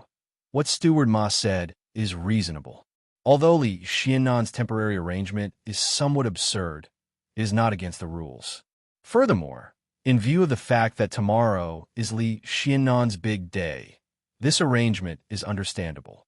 There is no need to bring this small matter to Her Majesty, right? That's why I agree. An old man who was about the same age as Yu Shinan spoke up. This person was called Su Shizhong. He was also one of the 18 scholars in the Hongwen Library. His reputation was not much lower than Yu Shinan's, and he was currently the Interrogation Division's physician. Physician Su's words are reasonable. I agree as well. I agree as well. I agree as well. The rest of the people expressed their agreement. The main reason was that Li Zishuan's side was in the right. Even if they did not agree, it would be useless. Instead, it would cause a lot of trouble in the future. After all, the editorial department had the right to supervise the Interrogation Division. Using the country's national weapon for personal use, what nonsense. Seeing that the situation was irreversible, Yu Shinan angrily snorted and left in a huff. Hey, Lord Ju, 35 new carriages are all here for you. In the evening, Pang Feiji led the huge fleet of carriages to the Li residence. Coincidentally, he met Li Zishuan in the front yard, who was instructing the servants. Pang Feiji hurriedly threw down the reins in his hand and walked up to him with a smile. Oh, not bad, not bad. You came at the right time. Sanbao, bring a group of people to decorate these carriages. Hang all of them with red ribbons and red silk flowers. After the 35 carriages squeezed into the residence, the front yard immediately became crowded. As far as the eye could see, there were carriages everywhere. Li Zishuan looked around and ordered, "Okay, young master." Sanbao responded and went to bring people to work. Cough. Lord Ju, why don't I go and help too? Anyway, these brothers have nothing to do. Brother Chicken saw that they were the only ones who had nothing to do and hurriedly tried to curry favor with him. This guy had long integrated himself into the Li group. If it wasn't for Yuqi Jingda calling him back to the Wuhou government for a meeting every once in a while, this guy would have probably forgotten that he was a Wuhou. There was no other reason. It was just that ever since he followed Li Zishuan, his life had been too comfortable. That's great. Airplane, if you guys have nothing to do now, stay and help. There will be plenty of good wine and food tonight. When Li Zishuan heard this, his eyes lit up. He was still lacking manpower. He didn't expect that someone would send him a pillow when he was about to doze off. He used to call Pang Feiji Pang Siggy, but Pang Feiji felt that it was too distant, so he strongly requested Li Zishuan to call him Feiji. In the end, Li Zishuan called him Airplane. Anyway, outsiders wouldn't be able to tell that there was anything wrong with it. Lord Ju, the brothers below are waiting for you to say that. Pang Feiji chuckled and turned to order, "Did you all hear that? Go and help." Yes, boss. The 30 over people brought by Brother Chicken responded excitedly and went to find Sanbao to get work. The news of the Li family spending a few thousand strings of coins to host a banquet to entertain the makeup team had long spread. They were lucky enough to have a meal here, so how could they not be willing? All he did was contribute a little bit of strength. Airplane, don't go first. I have something to talk to you about. When Li Zishuan saw that Brother Chicken had rolled up his sleeves and was about to go to work, he couldn't help but feel that it was a little funny. If this guy was in the modern world, he could be considered the director of a local police station. Why was he acting like a henchman now? Okay, Lord Ju, please give me your orders. It's like this. How many people do you have under you now? Li Zishuan brought Brother Chicken to the main hall and asked. The workshop and strange culture together have a total of 100 brothers. Lord Ju, do you feel that you don't have enough manpower? Then I'll go and call them all over now. No need. There's no need for that today. Seeing that Brother Chicken was ready to run at any time, Li Zishuan quickly said. Chapter 380. It's like this. Airplane, go to the right Marquis household and ask Uncle Yuqi if you can bring your Marquis subordinates with me to the Han family manor to escort the bride tomorrow. Li Zixuan slowly told Pang Feiji his purpose. The extravagance of the wedding procession was not only reflected in the procession, but also the size of the procession. Today, there were already 200 people from the Han family who were sending the dowry. In addition to the procession from the other families, there were more than 500 people. If his procession tomorrow was less than this number, wouldn't it be embarrassing? There were only about 100 people in the Li residence, and not everyone could go. It couldn't be better if Pang Feiji's team of marquee were to join. Wedding? This is good. When Pang Feiji heard Li Zixuan's plan, he was so excited that he almost jumped up. In his opinion, Li Zixuan was treating him as his confidant. He quickly said, "Lord Zhu, you don't have to look for General Yuqi for this matter. When I was sent to Qitu culture, General Yuqi personally told me that my 100 brothers are at your disposal." Li Zixuan shook his head and insisted, "No, it's better to go and report so that people won't talk about it. You can go now. If Uncle Yuqi agrees, you can bring your people here tomorrow morning. Remember to make them clean up before you come. Don't embarrass me." "Okay, Lord Zhu, don't worry. I will order them to bathe today. Then I will go and look for General Yuqi now." Pang Feiji laughed and said, "Okay, go." After a while, Cheng Yaojin and Qin Xiong, the two military bosses, actually came together. Li Zixuan quickly went to welcome them. "Uncle Cheng, Uncle Qin, why are the two of you here?" After welcoming the two bosses to the main hall to serve tea, Li Zixuan smiled and asked, Today the whole Chang'an city is talking about the Han family's dowry. You're famous now. Bah, you don't know anything. Why serve tea? Bring the wine." There was no need to guess. To be able to say such shameless words, it must be none other than Cheng Yaojin. Li Zixuan's face was full of black lines. He waved his hand and hurriedly asked the servant to bring a pot of wine. Little Xian, this old man didn't expect that there would be so many people giving Yushi her dowry today. What's more, I didn't expect Tianhu to be the son of Shouguang County Magistrate. Back then, the Han family was also a prestigious family. So this marriage is really well matched. Qin Xiong stroked his beard and said with a rueful smile, "Who is Shouguang County Magistrate?" "Oh, right. Duke Wei's family also came to send makeup today. They even said that Yushi was his grandniece." This kid was still confused. "Can Uncle Qin dispel my doubts?" Li Zixuan said gloomily. The feeling of being drunk while everyone else was awake made him very unhappy. We just received this news. The apothecary is right. Han Yushi is indeed his grandniece." Back then, the sister of Han Qinhu, the pillar of the previous dynasty, was the apothecary's biological mother. And Han Tianhu is Han Qinhu's grandson, Han Tianlin. This kid has been hiding his identity all these years and has filled all of us. Han Qinhu's original name is Han Qinbao. Tianhu was originally Han Shiding and a common woman's illegitimate son. Back then, the Han family let Han Shiding take Tianhu's biological mother as his concubine to prevent the family scandal from spreading. Tianhu then became Han Shiding's third son. However, the Han family's matriarch, Lu, was jealous. Within a year, she persecuted Tianhu's biological mother and killed her. Tianhu was alone in the Han family and suffered abuse.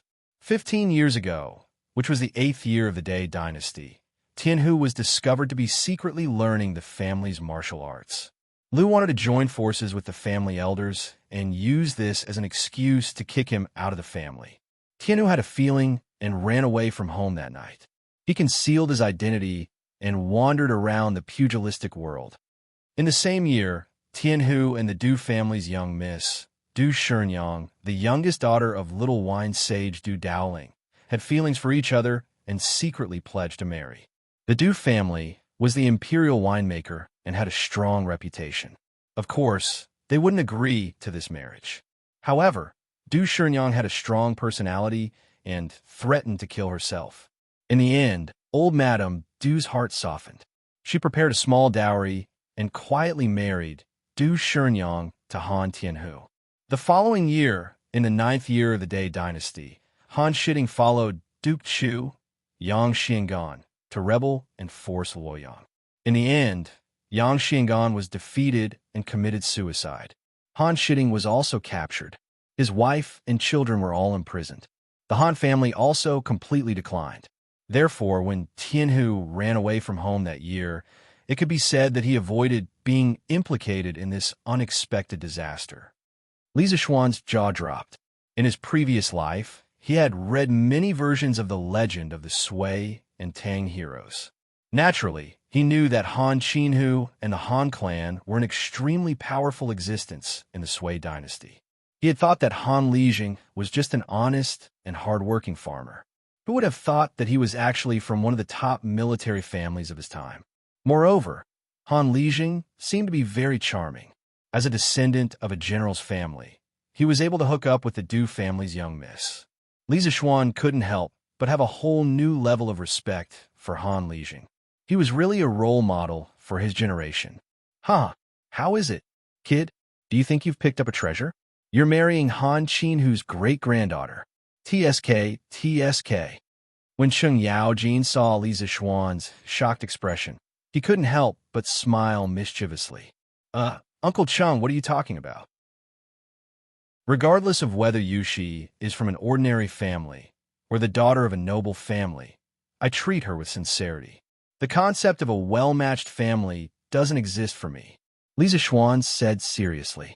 He didn't marry Han Yushi because he coveted anything from the Han family. No matter if Han Yushi's identity was noble or ordinary, she would only have one identity after marrying into the Li family, and that was his wife. Sour. You're really sour. When Cheng Yaojin heard that, he exaggeratedly waved his hand in front of his nose to get rid of the air. Qin Xiong couldn't help but say, Ahem, Jijia, why don't you act like an elder at all? I think that Xiaoxian is right. You're a good kid. I'm not worried about Yushi marrying you. Haha. After chatting with the two big shots for a while, Li Zixuan finally understood why they were here. It turned out that they were here to pick up the bride tomorrow and support him. The Qin and Cheng manors had a total of nearly 400 servants. Tomorrow, Qin Xiong and Cheng Yaojin would bring these people to accompany Li Zixuan to the Han family manor to escort the bride. In old Cheng's words, with so many people from the bride's family coming today to deliver her dowry, if there were fewer people going to escort the bride tomorrow, wouldn't that be a loss of face? After understanding the purpose of these two people's visit, Li Zixuan was very touched. He bowed to them and then personally sent the two big shots out. Cheng Yaojin was all smiles and carefree on the surface, but he really treated him as a nephew. Whenever Li Zixuan encountered something, Cheng Yaojin would always be the first to jump out to support him. As for Qin Xiong, after this marriage, the Qin family and the Li family would be even closer. Chapter 381. Young master, it's time to get up. Li Zixuan was excited for a long time last night when he thought about how he was going to marry a wife today. He only fell asleep late at night. When the sky was just beginning to brighten, when he was sleeping soundly, Xiaoxi came to wake him up. Okay, time to get up. Li Zixuan knew that he could not stay in bed today, no matter what. He rubbed his eyes and jumped up. Then, he stretched out his hands and let the two maids help him put on his clothes. He was already used to the decadent feudal life of a rich man. If there was no one to serve him now, he probably would not even know how to wear clothes. Young master, you have to wear this new set of clothes today. It will be more troublesome to wear it. Please wait patiently. After Xiaoxi finished speaking, she took a red round neck robe from the side. There was a belt around the waist and a loose robe on the outside. It was imitating the style of an official's robe. Ordinary people did not have the right to wear clothes of this color and style. However, when it was a wedding, the imperial court allowed the commoners to wear the same clothes as the officials. The bride was also allowed to wear a phoenix coronet. The wedding ceremony of the Zhou dynasty advocated decorum and solemnity. It was different from the wedding ceremony of the later generations. The color of the wedding dress followed the xuanfu system. The groom wore a noble's hat and a xuanduan ceremonial robe. He wore a black robe, a white silk robe, and a red robe, or shoes, on his feet. The wedding dress of the Tang Dynasty was a combination of the solemnity and holiness of the previous times and the warm celebration of the later generations. Usually, the men's clothes were crimson and the women's clothes were green. However, there were also many bridal dresses that were crimson. Young master, this wedding dress was designed by Madame a month ago. It was made of the best fabric and the best tailor in Chang and city was hired. The embroidery on it was made by Madame herself recently. Xiaoyi said in a crisp voice as she tidied Li Zixuan's collar on her tiptoes. Li Zixuan looked at the exquisite patterns on the clothes. It was as if he could see his mother doing embroidery every night under the candlelight. A warm feeling rose in his heart. In terms of the patterns and colors of the wedding dress, the Tang Dynasty inherited the styles of the Zhou Dynasty, the Warring States period, and the Wei and Jin period. They combined the delicate and exquisite designs of the Zhou Dynasty, the grand and expansive designs of the Warring States period, the lively and concise designs of the Han Dynasty, and the light and changeable styles of the Wei and Jin period. On this basis, they became more luxurious and creative, causing the art of clothing and patterns to reach the peak of history. The patterns in the Tang wedding dress did not completely follow the traditional patterns of the past. They boldly used realistic patterns such as flowers, plants, and other patterns. The patterns of the wedding dress were the most representative ones. They reflected the luxurious elegance of the Tang Dynasty and implied that the marriage would last for a long time. Moreover, this style of wedding dress pattern had been influential for nearly 1,000 years. Even in the 21st century, some Chinese wedding dresses were often seen with such patterns. Dressing up, fixing the crown, putting on the clothes, and putting on the shoes took almost an hour. It had to be said that the bridegroom's attire was really troublesome to put on. Wow, young master looks so good in this bridegroom's attire. Xiaoyi took 2 steps back and exclaimed with her eyes wide open. The little girl's eyes were almost shining with stars. He's really handsome. Xiaoxi also exclaimed with a face full of infatuation. Your young master, am handsome to begin with. Li Zixuan said proudly. He just looked at the bronze mirror and realized that the effect of the clothes was really good. In fact, at the beginning, he instinctively resisted wearing this kind of bright red clothes. He did not expect that after wearing it, the effect would be so good. Perhaps the tailor's skills were too good. Li Zixuan expressed that the cloth, the style, and the embroidery, even if it was in the modern era, it would definitely be top-notch.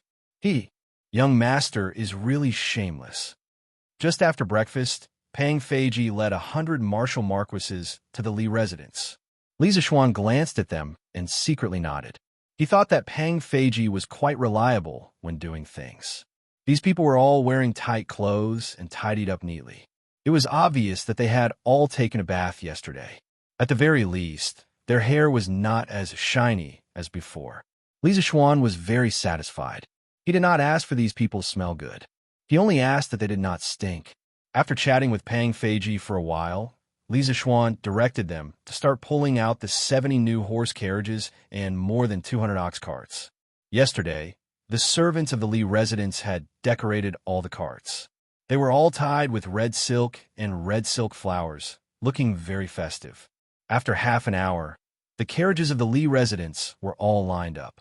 At the front was the horse carriage that Li Zixuan usually rode. It was also the first new horse carriage that was born in this world. What was different from the other horse carriages was that the compartment of this horse carriage was installed with thick metal plates. It looked sturdier and heavier. In addition, as Don't Touch Me #1, this horse carriage itself had a very important commemorative meaning. 270 carriages. It was just a number, but when it was placed in front of you, you would know how shocking it was. The long streets of Yongle Lane were almost completely filled. The huge carriages could not be seen at a glance. The residents of Yongle Lane, who were already awakened by the commotion, all ran out to watch the show. Wow, such a big show. What is the Li family doing? Is it a wedding? Of course it's a wedding. This wedding procession is so big. Yes, this old man has lived for more than 70 years, and I've never seen such a grand wedding procession. They're so particular.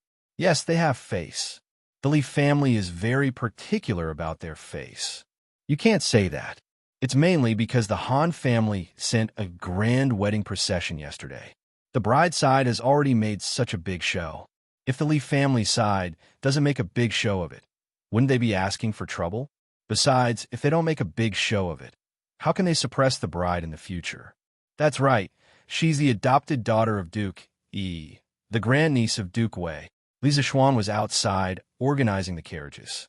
Old Man Li and Madame Li were also very busy in the courtyard. They were calling the servants to prepare the banquet. The bride was going to be picked up at dusk today, and the guests started to come in the morning. According to Li Jingma's idea, his son's wedding must be a grand affair. Holding a banquet that lasted for 3 days would take at least 500 to 600 tables and cost nearly 10,000 strings of coins. This scale was comparable to the wedding banquets of some 1,000-year-old families. Ha! Little Xian, I, Old Cheng, am here. Come out quickly and let your Uncle Cheng see what today's groom looks like. With a rough laugh, Cheng Yaojin rode his horse and came to the front of the Li residence. Wow, not bad, not bad. Kid, your appearance is not bad. You're only a little worse than I, Old Cheng, when I was young. Ha! Cheng Yaojin got off his horse and looked at Li Zixuan carefully for a while. Suddenly, he laughed shamelessly. Chapter 382. That madman Cheng is really shameless. He doesn't have any respect for his elders. Just as Li Zixuan was about to raise his head and spit at Old Cheng's salted soda water, Yuqi Jingda patted his horse to kill and verbally attacked Demon King Cheng, helping Li Zixuan vent his anger. You're the shameless one. You look like a charcoal ball, and you're so stupid. Old Cheng wasn't afraid at all. He moved his lips and retorted, Huh, madman Cheng, do you want to fight? These wicked words made Yuqi Jingda so angry that his hair stood on end. These two people were really enemies in his previous life. As soon as they met, they would fight. Li Zixuan's head hurt when he saw them. Let's fight. Who's afraid of you? Cough, cough. Can't the two of you stop? Don't you know what day it is today? Stop fooling around. Qin Xiong and Niu Jinda rode over from behind and said seriously, Ha, Uncle Qin, Uncle Niu, Uncle Yuqi, you're all here? Li Zixuan heaved a sigh of relief. In this world, only Qin Xiong, Li Er, and a few others could restrain Cheng Yaojin. Ha, Xiao Xian, today is your wedding. Of course, we old fellows have to come. Xu Bao and Ji Jie want to send you to the wedding. How can I, Old Niu, and your Uncle Yuqi be missing? Niu Jinda got off his horse and patted Li Zixuan's shoulder as he laughed. Thank you, uncles. Li Zixuan thanked them sincerely. He had never thought of troubling these two military big shots to help, but now that they had taken the initiative to come, Li Zixuan was extremely grateful. He had to repay this favor in the future. The few of them chatted in front of the mansion for a while. At this time, the sun was already halfway up the sky. The auspicious hour has arrived. The convoy is setting off. Li Zixuan asked for the opinions of few old generals and roared in a loud voice. Let's go. Crackle, crackle. With the sound of firecrackers, the huge convoy began to move out. Li Zixuan rode a tall horse and walked to the front. Today, no one would compete with him for the limelight. Not long after, the carriages left Yonghe Lane. The Qin, Cheng, Niu, and Yuqi families' carriages were all waiting outside Yonghe Lane, because if they all went in, Yonghe Lane would probably explode. He wouldn't have known if he didn't look, but when he came out to take a look, he was really shocked. The four families had brought a total of 700 to 800 people and more than 200 carriages. Although these carriages weren't as luxurious as the new carriages, they were still very shocking when placed together. Ha! Little Xian, you look so energetic today. Yes, yes. He's indeed handsome. The group outside Yonghe Lane was personally led by Chang Chumo, Yuqi Baolin, and Qin Huayu. When they saw Li Zixuan come out, the three of them hurriedly went up to greet him. Ha! Chumo, Huayu, Baolin, thank you for coming to help me today. Li Zixuan chuckled and cupped his fists. Ha! Little Xian, you're treating me like an outsider. We're brothers. Let's not be so formal. Just drink a few more cups with your big brother today. Ha ha. Cheng Chumo patted his chest and laughed. Li Zixuan nodded and looked at Qin Xiong. Uncle Qin, why are there so many carriages? Qin Xiong laughed and said, ha ha. Our families aren't as capable as you to get so many new carriages. These 230 carriages were all rented from a few carriage companies in Chang'an. Li Zixuan nodded and cupped his hands. I'm sorry to have let you guys spend so much money. Of course, he couldn't say that he was returning the money. This was a debt of gratitude, and it couldn't be repaid with money. Li Zixuan was sure that if he dared to say, I'll pay for the rental of the carriages, Cheng Yaojin's hammer would fall on him immediately. It's okay, it's okay. Let's go to the Han family village quickly. Qin Xiong nodded with satisfaction and laughed. The 5 families gathered together, and there were more than 300 carriages. Behind them were more than 200 ox carts, and there were close to 1,000 people accompanying them. The ox and horses neighed, and the crowd was noisy. Those who didn't know would think that they were about to start a rebellion. East of Chang'an City, Chunming Gate. Yesterday, the Han family's wedding procession had entered through Chunming Gate. Many people guessed that the Li family's wedding procession would also leave through Chunming Gate. Therefore, many of the Chang'an residents who had seen the drama yesterday did not have anything to do today. They deliberately came to the street near Chunming Gate early to wait. How many people do you think the Li family's wedding procession will be today? There should be at least 300 of them. Yes, without 300, they won't be able to bring out so many people. Yesterday, the Han family's wedding procession had more than 200 people. At this time, a young man in green came running from the west. He laughed and said, Haha, let me tell you something. I just came from Yongla Lane. How is it? How many people did the Li family send? I don't know. Yongla Lane is full. There are people and carriages everywhere. There are many people outside Yongla Lane. 3 Grand Dukes and a County Duke are there too. Oh my, 3 Grand Dukes. Wow, it sounds like the procession is much bigger than yesterday. Today is going to be interesting. Looks like it's going to be more lively today. I'll go buy some pine nuts. I can't miss this show today. Li Zixuan knew that his wedding procession would attract attention, but he didn't expect it to be so eye-catching. Not long after the 5 families merged and left Yongla Lane, they saw countless onlookers on both sides of the road. Some people even brought their whole families along. Oh my God, why are there so many new carriages? Oh my, how many are there? Let me count. I think there are 50 to 60 of them. 70. I've counted. There are 70 in total. Don't touch me. Wow, 70. How much is that? Someone is willing to pay more than 2,000 strings of cash for each carriage. Doesn't that mean that these carriages alone can be sold for more than 100,000 strings of cash? The Li family is really rich. Everyone's focus was still on the 70 very eye-catching, don't-touch-me carriages in front of the procession. It couldn't be helped. After all, this thing was the hottest in Chang and recently. Chao Wendong was in a corner of the crowd. When he saw the 70 don't-touch-me carriages, he was instantly hit by 10,000 points of critical damage. Back then, Sun Huayuan said that the workshop left a few in stock for Li Zixuan's wedding. At that time, he believed him. In the end, you're telling me that there's only a few in stock? This is a total of 70 new carriages. Even if the Li family had more than one carriage, there should be at least dozens of them in stock from the workshop, right? What's worse was that the people around him were talking about how he spent more than 2,000 strings of cash to buy a carriage that day.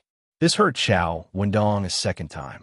However, when he thought that he might be able to use this incident to show his face in front of Li Zixuan in the future, he felt a little better.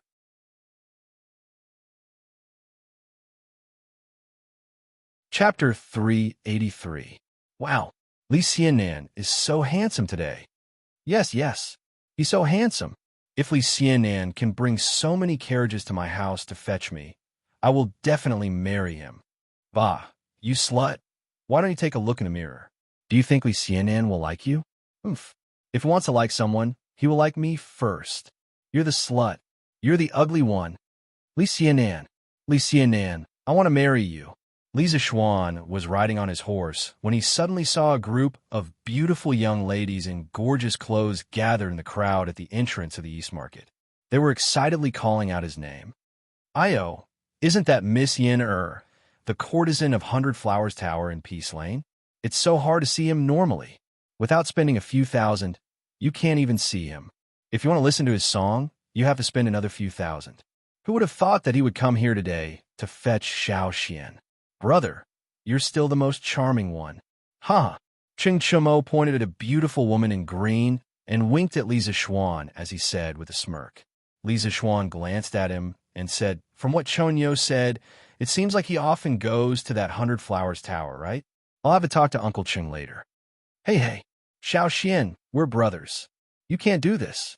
Chung Chumo said hurriedly as he glanced behind him guiltily. As the son of an official, visiting prostitutes was not a big deal. However, as parents, no one would want their children to spend all their time in brothels. Therefore, even when Chung Chumo visited brothels, he did it secretly behind his parents' backs. Ha! Chonyo, Xiao Xian is just joking with you. Can't you tell? But you should try not to go to such places in the future. Qin Hua, you joked. It was rare for him to be so playful. Ha ha ha! Look, they're here. The Li family's bridegroom is here. On the streets near the Spring Bright Gate, someone saw a huge fleet of carriages slowly approaching from afar and exclaimed excitedly, "Wow, it's really here. There's so many people. Yo, the groom is so handsome. No, look at all the new carriages. Oh my God, how much would that cost?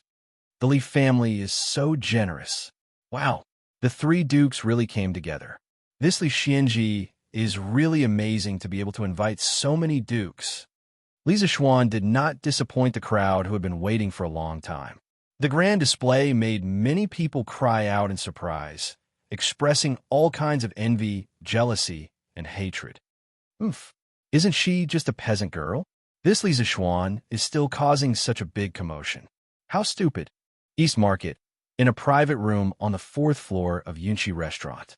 A stunning lady was looking out the window in the direction of Li Zishuan's bridegroom's procession. The lady was about 14 or 15 years old. She was wearing a lake green long dress. Her perfect facial features were so exquisite that they looked like they were carved by humans. Her eyebrows were arched, her nose was arched, and her cherry lips were bright red. She looked at the grand fleet of carriages and snorted unhappily. However, no one noticed that an imperceptible trace of jealousy flashed across her eyes. Hee, Ning you said it yourself. Han Yushi is just a peasant girl. Why do you have to be angry with her? This Li Zishuan is just lucky. So what if he has some spare cash? Can his Li family compare to our Chui family? Ha! A man in white came behind the lady and said nonchalantly while waving his folding fan. Second brother, you can't say that. Li Zishuan's achievements today are definitely not due to luck. Ning feels that this person is very powerful and smart. Otherwise, he wouldn't have been able to obtain so much wealth and such a high status in such a short period of time. The green-clothed girl shook her head and opened her red lips in disagreement. Oh, from what little sister said, you seem to know this Li Zishuan very well. Could it be? The man in white suddenly stood in front of the lady and stared into her eyes. Ah, stupid second brother, how can you make such a joke? The girl was so embarrassed that she jumped up and punched the man in the chest.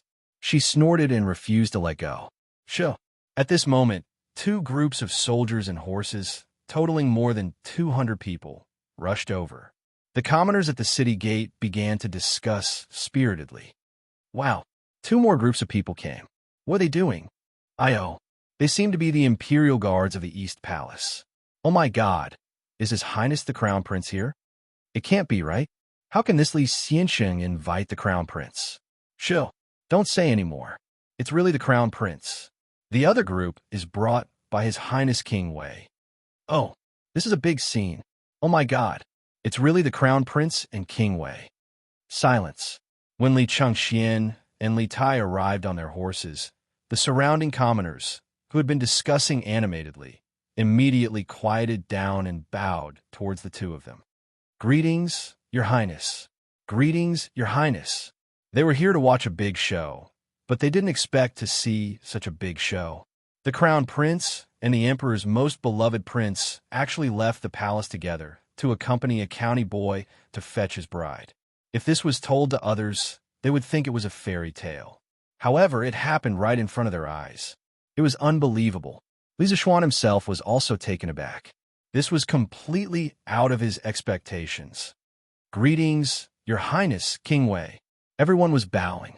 Of course, he couldn't make an exception at this time. Otherwise, it would be easy for others to pick on him. It didn't matter how they joked around in private, but in front of others, he still had to show the proper etiquette. Li Zishuan didn't want to bring trouble to his family because of this. Besides, in the Tang Dynasty, there was no need to kneel. They only had to bow and cup their hands. Li Zishuan could easily get over this hurdle in his heart. If he had transmigrated to the Qing Dynasty, he would have thought of ways to rebel. No modern person liked to kneel to others. "Everyone, there's no need for such formalities. I'm just out for inspection today." Li Chengxian raised his hand and gestured for everyone to dispense with the formalities. Then, he and Li Tai walked quickly to Li Zishuan and smiled. "Xiao Xian, today is your big day. Qin Ke and I are here to join in the fun. You don't mind, right?" Li Zishuan shook his head and smiled. "As long as Your Highness and all of you don't mind, of course. I don't mind." "Huh. Don't worry, Xiao Xian. Before Big Brother and I came, we already reported it to Father and Mother. It's fine, it's fine." Li Tai jumped off his horse and laughed. Li Zishuan's eyebrows twitched. He felt the ground tremble just now. He looked worriedly at the horse that little fatty had just ridden over. He frowned and said seriously, "Qin Ke, where did you buy this horse? It can actually carry you. How about you buy me 10 horses later?" Chapter 384 F***CK Xiao Xian, how dare you scold me in such a roundabout way? I'm going to kill you. Li Tai was stunned for a while before he realized that Li Zishuan was calling him fat. He was furious and was about to attack. However, with his body size, it was harder than reaching the heavens for him to be as still as a virgin and as agile as a fleeing rabbit. Before he could reach Li Zishuan's side, Li Zishuan had already leaped onto his horse in a flash and rode off with his whip raised. "Let's go." Li Zishuan's last words echoed in the air. "Huh. Qin Ke, where did you buy your horses? Give me 10 of them too, aha. Giddy up." Chung Chumo imitated Li Zishuan's tone and said that. Before Li Tai could get angry, he slapped his horses and followed after Li Zishuan. "Chung Chumo, you bastard." Li Tai stomped his feet and wanted to get on his horse as well. However, he was too heavy, and it would take a lot of effort to overcome Earth's gravity. "Wu Chundao, hurry up and help me onto the horse."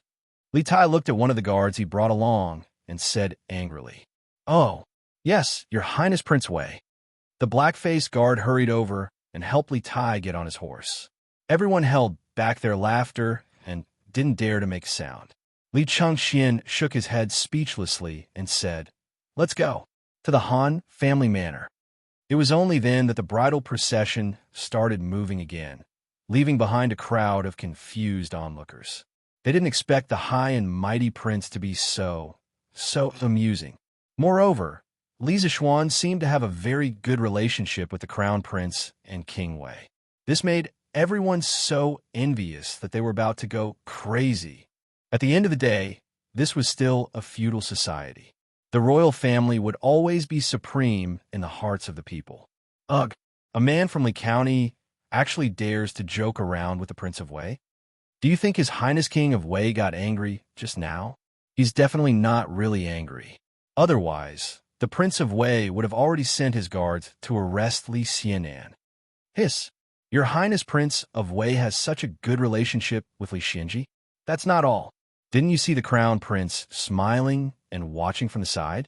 This means that His Royal Highness isn't angry. It seems that Li Xianan and His Royal Highness have a good relationship. TSK, Li Xinji is amazing." Everyone looked at each other, stunned and shocked. From then on, No one dared underestimate Li Zixuan or the Li family. Big White was quite intelligent and had been to the Han family village many times. There was no need to worry that it would take the wrong path or step on something sharp and stab the horse's hooves. Thus, after exiting the city gates, Li Zixuan sat on the horse's back with his head in his hands. Looking at the long line of carriages behind him, he felt an inexplicable sense of excitement. A group of 1,200 people, 300 horse carriages, and more than 200 ox carts meandered along the narrow path for about 4 to 5 li. The passers-by on the road all looked sideways and were stunned by this huge group. What the heck? Whose family are they going to fetch the bride? There are too many people. Look at this direction. They're going to the Han family village. Oh, I know. Li Xianan is going to the Han family village to fetch the bride. Yesterday, the Han family went to the city to deliver the bride's dowry. I saw it with my own eyes. Oh, that girl from the Han family is so lucky. Look at this extravagance. This old man has lived for so many years, but I have never seen such a grand wedding ceremony. Huh, who said it wasn't? Look at the Han family village a few years ago. Ever since Lord Li took over the village, not only did he reduce the rent, but he also let the Han family village's villagers harvest fruits to exchange for money. Later on, he provided free chicken seedlings and the like. Now, almost every family in the Han family village can afford to eat meat. Our village can't compare to them. Yep, now that Lord Li has married the daughter of Han family village, the Han family village's life will definitely get better and better. Sigh, if we have to blame someone, we can only blame ourselves for not having a beautiful girl like Miss Han. Otherwise, Lord Li would have become our son-in-law. Hell, that's true. I can't be envious. Listening to the discussions around him, Li Zixuan's lips curled up slightly. The vanity in his heart was greatly satisfied. In a modern era, he was just a poor loser who had just graduated from school. Although he had a girlfriend, he did not have the money to buy a house or a car. He also did not have the money to hold a grand wedding for her. He did not expect that by chance he would come to the ancient era and become a rich second-generation heir. He would soon have a beautiful wife and even hold a grand wedding that would shock the entire capital. Life was really like a dream, unpredictable and unpredictable. However, at this moment, Li Zixuan suddenly missed his girlfriend from his previous life. After all, that was the memory of 5 years of love. Even after more than 1,000 years, it was not easy to let go. The reason he did not think about it, usually, was because he did not recall the past. That feeling was buried in the deepest part of his heart forever. What's wrong? Xiao Xian, looking at your expression, you don't seem happy? Unknowingly, Li Tai drove the big black horse and caught up. He saw Li Zixuan's listless eyes and expressionless face. He did not look like a man who was about to get married. He could not help but ask curiously. Cough. No, I was just thinking, Qingke, why did you and Gao Ming come here today to join the fun? You two have special identities, and every move you make represents the imperial court. Li Zixuan was good at lying. He had a serious look on his face as he tried to force Li Tai to lie. Li Tai wanted to curse, but he did not know if he should say it. He did not believe that Li Zixuan's thoughtful expression just now was because he was thinking about these boring things. Oh, what's wrong? Qingke, you don't believe me? I'm really curious why His Majesty asked you two to come with me to escort the bride. Tell me quickly. The highest level of Bulsh * Ting was Bulsh * Ting until you believe it yourself. Li Zixuan was currently in such a state. Originally, these excuses were all Bulsh * Ting, but now he was really curious as to why Li Heir would let these two brothers out of the palace. After all, to let two princes accompany a county man to escort the bride sounded very ridiculous. Li Tai rolled his eyes and said, I'll believe you for now. Actually, my brother and I didn't use the excuse of escorting the bride for you at all. Oh, then what is it? Qingke, did you and Gao Ming make up a lie to deceive His Majesty in order to escort the bride for me? That won't do. Why don't you go back to the palace now? Li Zixuan was shocked. He did not expect these two to be so bold. They were a little too excited. What are you thinking? My brother, and I didn't come here to escort the bride for you. How? Is that deceiving His Majesty? Our main purpose today is to go to the plum village you mentioned earlier, to see if it's really suitable for building an academy. As for going to the Han village, it's just on the way. Li Tai looked at Li Zixuan with disdain and said lightly. He never expected Li Zixuan to be so narcissistic. He was really a narcissistic maniac. Chapter 385.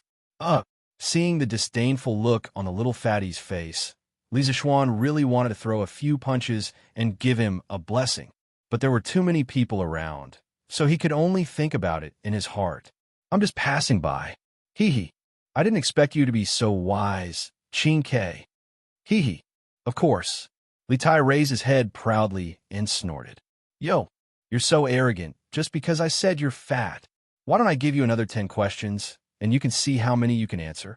Li Zixuan narrowed his eyes and said maliciously. Li Tai was dumbfounded. He shook his head like a rattle drum and said, No. It's not convenient to compete with this now. Let's talk about it when we get back. The little fatty was already traumatized by Li Zixuan's questions. Even if he was beaten to death, he wouldn't accept this trap. That's right, to Li Tai. Once Li Zixuan proposed to take the initiative to set questions, it was definitely a trap. There was only to think about it. Qin Ke, there's something I forgot to tell you. Look, you've also learned Han Pinyin. To me, the pronunciation of wise and mentally retarded are not too far apart. That's why when I say that someone is wise, it means something else. Big White, let's go. Hiya. After Li Zixuan finished speaking, he took advantage of the fact that Li Tai hadn't reacted to support himself with one hand on the horse's back. He did a beautiful 180-degree turn in the air and returned to his sitting position with his head facing forward.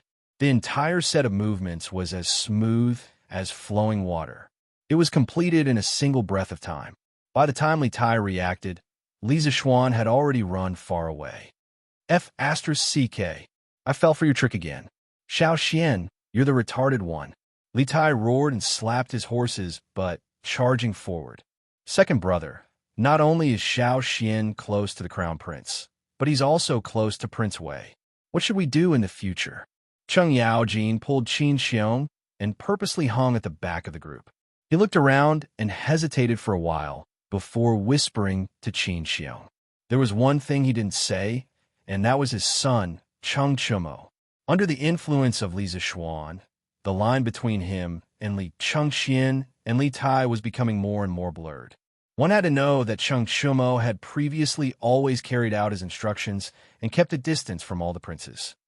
Jijia, I know what you're worried about, but this old man feels that it's still too early for you to worry about that. Previously, the Crown Prince and Wei Wang were like fire and water. But ever since Xiao Xian appeared, they were able to coexist peacefully. Just like today, this old man thinks that little Xian is that variable. I believe that the current Crown Prince will not become the hidden Crown Prince of the past. The King of Wei will not become the King of Qin of the past. The current Emperor will not become the retired Emperor of the past. Therefore, we should just wait and see. Who knows? Our children and grandchildren might have their own children and grandchildren. Qin Xiong calmly controlled the warhorse beneath him and calmly analyzed. It was just that the words he said were a little too shocking. If it was spread out, the consequences would be unimaginable. If it was not for Cheng Yaojin personally asking, Qin Xiong would definitely not say these words that came from the bottom of his heart. Second brother's words make sense. Then I, old Cheng, will ignore them for now. Cheng Yaojin rubbed his chin deliberately and nodded in agreement. That's how it should be. Besides, today is Xiao Xian's big day. It's really not appropriate to talk about this. Let's go and welcome the bride properly. It's not right to always fall behind. Giddy up. Qin Xiong patted the horse's butt and laughed. Hey, second brother, wait for me. Han family. Han Yushi's boudoir. Han Yushi sat calmly in front of the dressing table's bronze mirror and let a group of maidservants dress her up. These maidservants came with Madame Qin early this morning. After all, she was equivalent to half of Han Yushi's mother. Her daughter was going to get married, so of course she had to be attentive. A woman took a cotton thread and twisted it around Han Yushi's face to remove the hair on her face. This was called twisting noodles. In ancient times, unmarried women didn't know how to twist noodles. Twisting noodles before marriage was also called opening noodles. After opening noodles, she was married and had to change her hair bun. Madame Qin was personally combing Han Yushi's hair. Of course, it wasn't a girl's hairstyle, but a bride's hairstyle. On the table at the side, there were all kinds of hairpins. 1 comb to the head, don't worry about wealth. 2 combs to the head, don't worry about sickness. 3 combs to the head, have more children and live longer. Then comb to the tail, raise the case to the eyebrows. 2 combs to the tail, fly side by side. 3 combs to the tail, tie the heart with the heart forever. There is a head and a tail, share wealth and honor in this life. Yushi, although I'm not your biological mother, you can treat me as your biological mother in the future. Mother hopes that you and Xiao Xian will grow old together and raise the case to the eyebrows. Madame Qin said sadly as she combed her hair. Yes, yes, thank you, mother. Yushi will definitely live well in the future. This long-lost motherly love made Han Yushi's eyes turn red. She suddenly thought of her deceased biological mother and said sadly, Sigh, that's good, that's good. Hee hee. Madame Qin wiped her tears and smiled happily. Then, she continued to help Han Yushi tie her hair. After tying her hair into a bun and putting on her new clothes, Han Yushi immediately looked like a fairy descending to the world, stunning everyone in the room. Sister Yushi, you're so beautiful today. Hong Ling, a girl from the same village who had once brewed wine with Han Yushi, stood at the side and looked at Han Yushi, who had combed her hair and was wearing a phoenix coronet and robe. She couldn't help but praise her infatuatedly. Yes, I'm going to dress up my most beautiful appearance today. A faint smile appeared on Han Yushi's lips as she said softly, Hee, if Lordly saw you like this, he would definitely be mesmerized. Little girl, you're talking nonsense again. Han Yushi was embarrassed and said angrily, Hee, I'm telling the truth. I'm even mesmerized by you, Sister Yushi, let alone Lord Ju. Isn't that right, Ah Xiang? Hong Ling's eyes revealed admiration as she said with a smile. Yes, yes, Hong Ling is right. Sister Yushi, you look really good today. Another girl from the same village, Ah Xiang, also echoed. All right. Hong Ling, Ah Xiang, don't flatter me anymore. When you put on your wedding clothes in the future, you'll definitely look better than me. Han Yushi couldn't bear the sugar-coated bullet's attack and quickly said, I'm afraid we don't have as good luck as you, Sister Yushi. A trace of loneliness and sadness flashed across Hong Ling's eyes as she thought so in her heart. Grandpa Han, young master's wedding convoy is here. We're about to enter the village. At the entrance of the village, Daniel ran over and cheered loudly. Slap. Stupid boy. You have to call him son-in-law in the future. Don't call him young master, do you hear me? What welcomed Daniel was not praise, nor was it a reward, but a big slap. An old man at the entrance of the village said resentfully, Ha, Uncle Han is right. Daniel, you didn't take the slap for nothing. You have to be careful in the future. Our Han family manor will be little girl Han's maiden home in the future. Lord Ju will be the son-in-law of our Han family manor. Everyone, do you hear me? Old Hu laughed and shouted at the crowd. Yes, sir. The villagers at the entrance of the village agreed in unison. Daniel, take a few children and inform the people in the village. Regardless of gender, old or young, come here to welcome the son-in-law. Old Hu instructed. Today, Han Tianhu was busy marrying his daughter. Among the children, his words were the most authoritative. Okay, Uncle Hu. On the other side, Li Zixuan led more than 1,000 people and walked for more than 2 hours before arriving at the Han family manor. There was no choice. There were too many people and cars. Moreover, the road from Chang and to the Han family manor was not wide and flat. Of course, it took a lot of time to walk. When he arrived at the entrance of the village, he saw a group of people gathered. There were more people than the last time he came to the Han family manor for a mobilization meeting, because many of them were from Plum Village. Welcome back to the village, son-in-law. When they saw Li Zixuan appear, everyone shouted in unison, giving Li Zixuan a shock.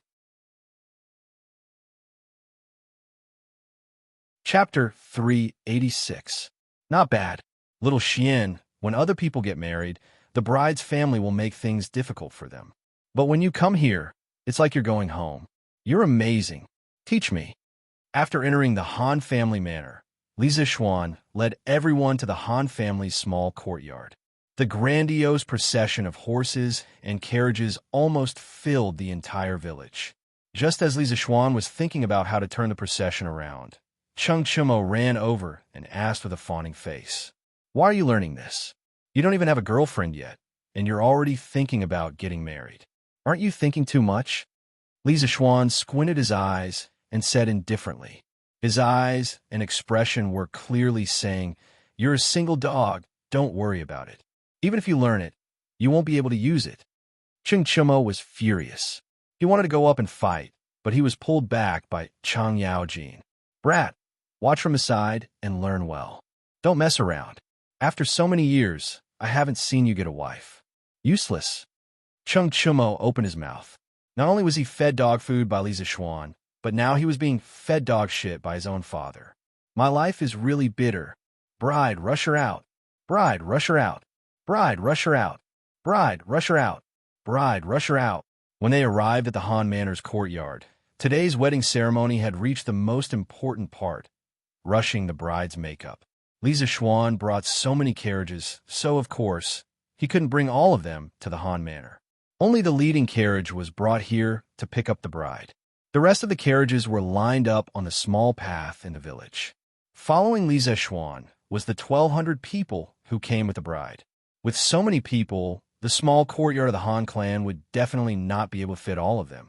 Only a little over 100 people entered the courtyard with Li Zixuan. The rest of the people were in the open space outside the courtyard to bolster Li Zixuan's momentum. More than 1,200 strong men shouted the same sentence in unison. It could only be described as a deafening sound wave.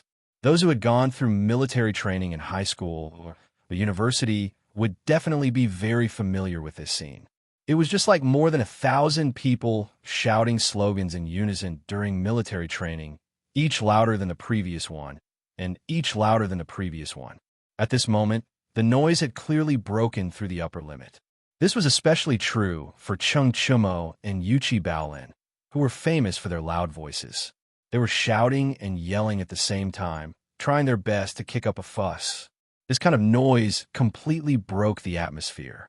Looking at the two of them, it didn't seem like they were here to help Li Zixuan rush the bride, but to make a fool of themselves. In the boudoir, a group of people suddenly covered their mouths and chuckled. Han Yushi could tell that this was Li Zixuan's good brother's mischief. She shook her head in amusement and didn't get angry. She just looked at the dressing table in silence. Madame Qin laughed and scolded. "It must be Chumo and Baolin. Those two kids are just messing around. I'll have to scold them when we get back." "Mother, it's okay. Everyone is happy. It's good to be lively." Han Yushi smiled slightly. Madame Qin smiled and nodded. After a while, she called Han Yushi to get ready to go out. "Yushi, that's enough. Let's go out." So, Li Zixuan could finally see his wife, whom he hadn't seen for a long time. Of course not. There were still procedures to be completed. Madame Qin and the maidservant supported and surrounded Han Yushi as they carried her out of the boudoir. Now, even if the bride left the room and went to the hall, the house would hang layers of screens and curtains to block the way. There was a saddle on the ground inside the tent, and Han Yushi was supported to sit on the saddle. She faced the south and back to the north. At this time, no matter how one looked at it, one could only vaguely see a graceful shadow. Next, it was time to prepare for the birthing ceremony. Birthing the wild goose was the core part of the wedding ceremony in the Tang Dynasty. Because wild geese were monogamous and loyal, the ancients used wild geese as mascots. They hoped that the newlyweds would live happily ever after and never stop until death. That being said, even though the social status of women in the Tang Dynasty was higher than that of women in the later dynasties, it was still normal for men to have multiple wives and concubines. Therefore, this so-called birthing ceremony was just a beautiful fantasy of a married woman for her future husband. Lisa Schwann looked at the faintly discernible, graceful figure behind the screen, and his heart was filled with joy and excitement. He turned around and picked up the live wild goose he had brought from home. Circulating his jinshi, he accurately threw it over the screen. Behind the screen, the maidservants and young girls from the same village saw the wild goose being thrown over. They swarmed over and grabbed the wild goose, then used some ropes to tie up the wild goose's body and mouth. They didn't let it move or cry and just left it there. After the wedding, the groom's family would come back with something to redeem the wild goose and set it free. Then, there was the melodramatic plot that Lisa Schwann often saw in countless time travel novels in his previous life, reciting poems. This had to be recited until the bride was so touched that she asked someone to tear open the curtain. Only then could the couple meet. At this time, the groom was usually very anxious. Because ancient times were not like modern times, many couples would not meet before marriage, let alone know each other. Therefore, the groom was usually eager to know what his future wife looked like. However, Lisa Schwann and Han Yushi were different. They were free to fall in love. Although he already knew that Han Yushi was as beautiful as a fairy, Lisa Schwann still had to recite a poem. However, he was already prepared for this. Last night's stars and last night's wind. West of the painting tower, east of the Kasha Hall. Body without the wings of a colorful phoenix. Heart as one. Next seat, send Go Chun wine to warm. Separate Chow Shu to cover the red wax lantern. Shu you listen to the drum to respond to the official. Walk the horse Lantai to turn the canopy. Good, good, good. Well done. Once Li Shangyin's untitled poem was released, it would definitely shock everyone, right? Haha, you think too much. Most of the people present were rough men. How many of them were cultured? How many of them knew how to appreciate poems? Chung Chumo and the others did not care about the poem. As long as it was written by Lisa Schwann, they would praise it in unison. However, it was an eternal masterpiece. Among the people present, there were always people who knew what was good, such as Mrs. Qin and Han Yushi. Good, good, good. I didn't expect little Xian's literary talent to be so outstanding. This make-up poem can be considered a rare masterpiece. Mrs. Qin savored it for a moment, then clapped her hands and laughed. She had originally thought that Lisa Schwann would use a few works of his predecessors to bluff his way through. After all, Lisa Schwann was not known for his talent in poetry. She had never thought that she would be able to hear such a masterpiece handed down from generation to generation today. Body without the wings of a colorful phoenix, heart as one. Han Yushi's eyes bloomed with infinite brilliance. She kept repeating these two lines of the poem. Gradually, her eyes became a little moist. She said softly, "Mother, let them take down the screen." Ah, good, good, good. Looks like little Xian is quite capable. He moved Yushi with the poem. Hongling, take down the screen, take down the curtain. Mrs. Qin was stunned, but she did not object. She was only slightly surprised and got someone to do it. Chapter 387. Yo, the bride is out. The bride is out.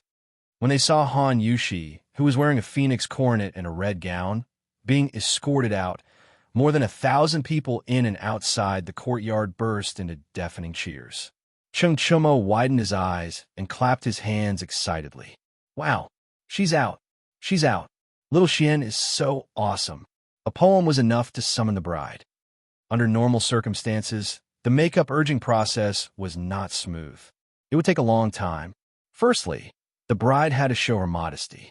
Secondly, the bridegroom's makeup urging poem often used some old works of predecessors that others had used again and again. There was nothing new about it, so it was very difficult to move the bride. But today, Lisa Schwann's untitled poem made Han Yushi remove the screen and come out to meet him. It was really beyond everyone's expectations. After today, this poem would probably be passed down by everyone. However, it was likely that it would not be long before this poem would be used again and again by many people. In the end, it could not escape the fate of becoming a cliché. Smack! I told you to follow behind little Xian. Watch carefully and learn well, right? You brat, you have to hurry up when you go back. Cheng Yaojin's big hand slapped the back of Cheng Chumo's head as he spoke casually. Cheng Chumo rolled his eyes and secretly wondered if this old man of his was his biological father. At this time, Li Zixuan's attention was no longer on this side. From the moment Han Yushi came out, his eyes were sucked over, and he could no longer look away. He saw Han Yushi wearing a bright red shirt with a long skirt that reached the ground. There was a belt on the skirt that tied the skirt below her chest. She looked slender and luxurious. Of course, this red gown was not one layer, but layered on top of each other. Coupled with her slim figure, it looked even more three-dimensional. Han Yushi wore light makeup as she looked at Li Zixuan affectionately with her big eyes. A hint of shyness appeared on her face. The gorgeous decorations made her look as noble and beautiful as a fairy. A cool and comfortable feeling went straight into Li Zixuan's heart. At this moment, this guy felt like he was in love again. The woman in front of him was the luxurious version of the Han Yushi he had seen in the past. This was because Han Yushi usually looked pure and beautiful without makeup. She also dressed very simply. How should he put it? Although she was also very beautiful, there was still a trace of immaturity. Now that she had put on some light makeup, coupled with the bright and luxurious phoenix coronet, her feminine charm was completely released. This astonishing charm was enough to make 10,000 flowers lose their color and thousands of people become silent. Li Zixuan was the closest. After all, he was the groom. Of course, he had to be the first to see the bride's appearance. The impact he received was also the greatest. A trace of sparkling and translucent liquid appeared at the corner of his mouth. His eyes seemed to be possessed as he stared fixedly at Han Yushi's small face. Han Yushi looked at Li Zixuan's pig-like appearance and knew that her young master was shocked by her beauty. She was extremely happy in her heart, but she was burned by Li Zixuan's naked invasive gaze. After a moment, she saw that Li Zixuan was still standing there and staring at her. Finally, she could not help but say softly, "Young master, it's time to pay respects to father." Li Zixuan was shocked and realized that he had been rude. He quickly wiped the saliva from the corner of his mouth and quickly walked to Han Yushi. He reached out his wolf claws and grabbed Han Yushi's little hand tightly. He had not held hands for a long time. He missed this feeling very much. Hee, wife, why are you still calling me young master? Li Zixuan laughed mischievously in a low voice. Sob, we haven't gone through the wedding ceremony yet. Han Yushi understood Li Zixuan's meaning and could not help but say shyly, let's go now. We'll pay respects to father-in-law first, then go back and pay respects to my parents." Li Zixuan laughed and pulled Han Yushi out of the central room. Everyone in the courtyard saw Li Zixuan pull out a woman who was as noble and beautiful as a peony flower. In an instant, all the scumbags were stunned. Those women in the manor who did not see Han Yushi dress up were also stunned. When they heard that the curtains were going to be removed, everyone was still cheering loudly for Li Zixuan's success in speeding up the makeup with a poem. At this moment, after Han Yushi walked out, everyone was collectively speechless when they saw that peerless face. One in front and one behind, one moving and one still, formed a sharp contrast. The situation of the scene once again proved Han Yushi's charm at this moment. F***CK, little Xian had found himself a celestial daughter. This Miss Han was not so beautiful in the past. The scene was silent for a long time. Cheng Chumo was the first to break the silence. He widened his eyes and murmured, "Ha!" Everyone burst into laughter when they heard his funny words. Cheng Yaojin felt that he had lost all his face and greeted this guys, but with a kick. Speaking of which, there was no such thing as a red veil at this time. The red veil was not an ancient ritual of the Han people. It only became popular during the northern and southern dynasties. Although it was very widespread, it was not an official ritual. At this time, there were things similar to the red veil, known as knee coverings. There were all kinds of colors, but they were mainly red. Moreover, they were not worn in the first half of the wedding. Therefore, Chung Chumo and the others could see Han Yushi's peerless beauty. This kind of knee coverings were usually covered after leaving the house, so that unrelated passersby would not see it. The people in the house, regardless of the man's or woman's, were all people who were recognized. Li Zishuan had some understanding of this before, and this guy did not particularly care. Anyway, he just wanted to let everyone see and show off. Huh, a talented man and a beautiful woman. A talented man and a beautiful woman. Tianhu, you gave birth to a good daughter. Qin Xiong stroked his beard with great satisfaction and praised Han Lijing beside him. Han Lijing's face was flushed red. Today his mouth did not close. At this time, when he heard that, he quickly said humbly, "You flatter me, General." "Ha! You Han Tianhu. This old man hasn't settled the matter of you hiding your identity. I'll settle the score with you later."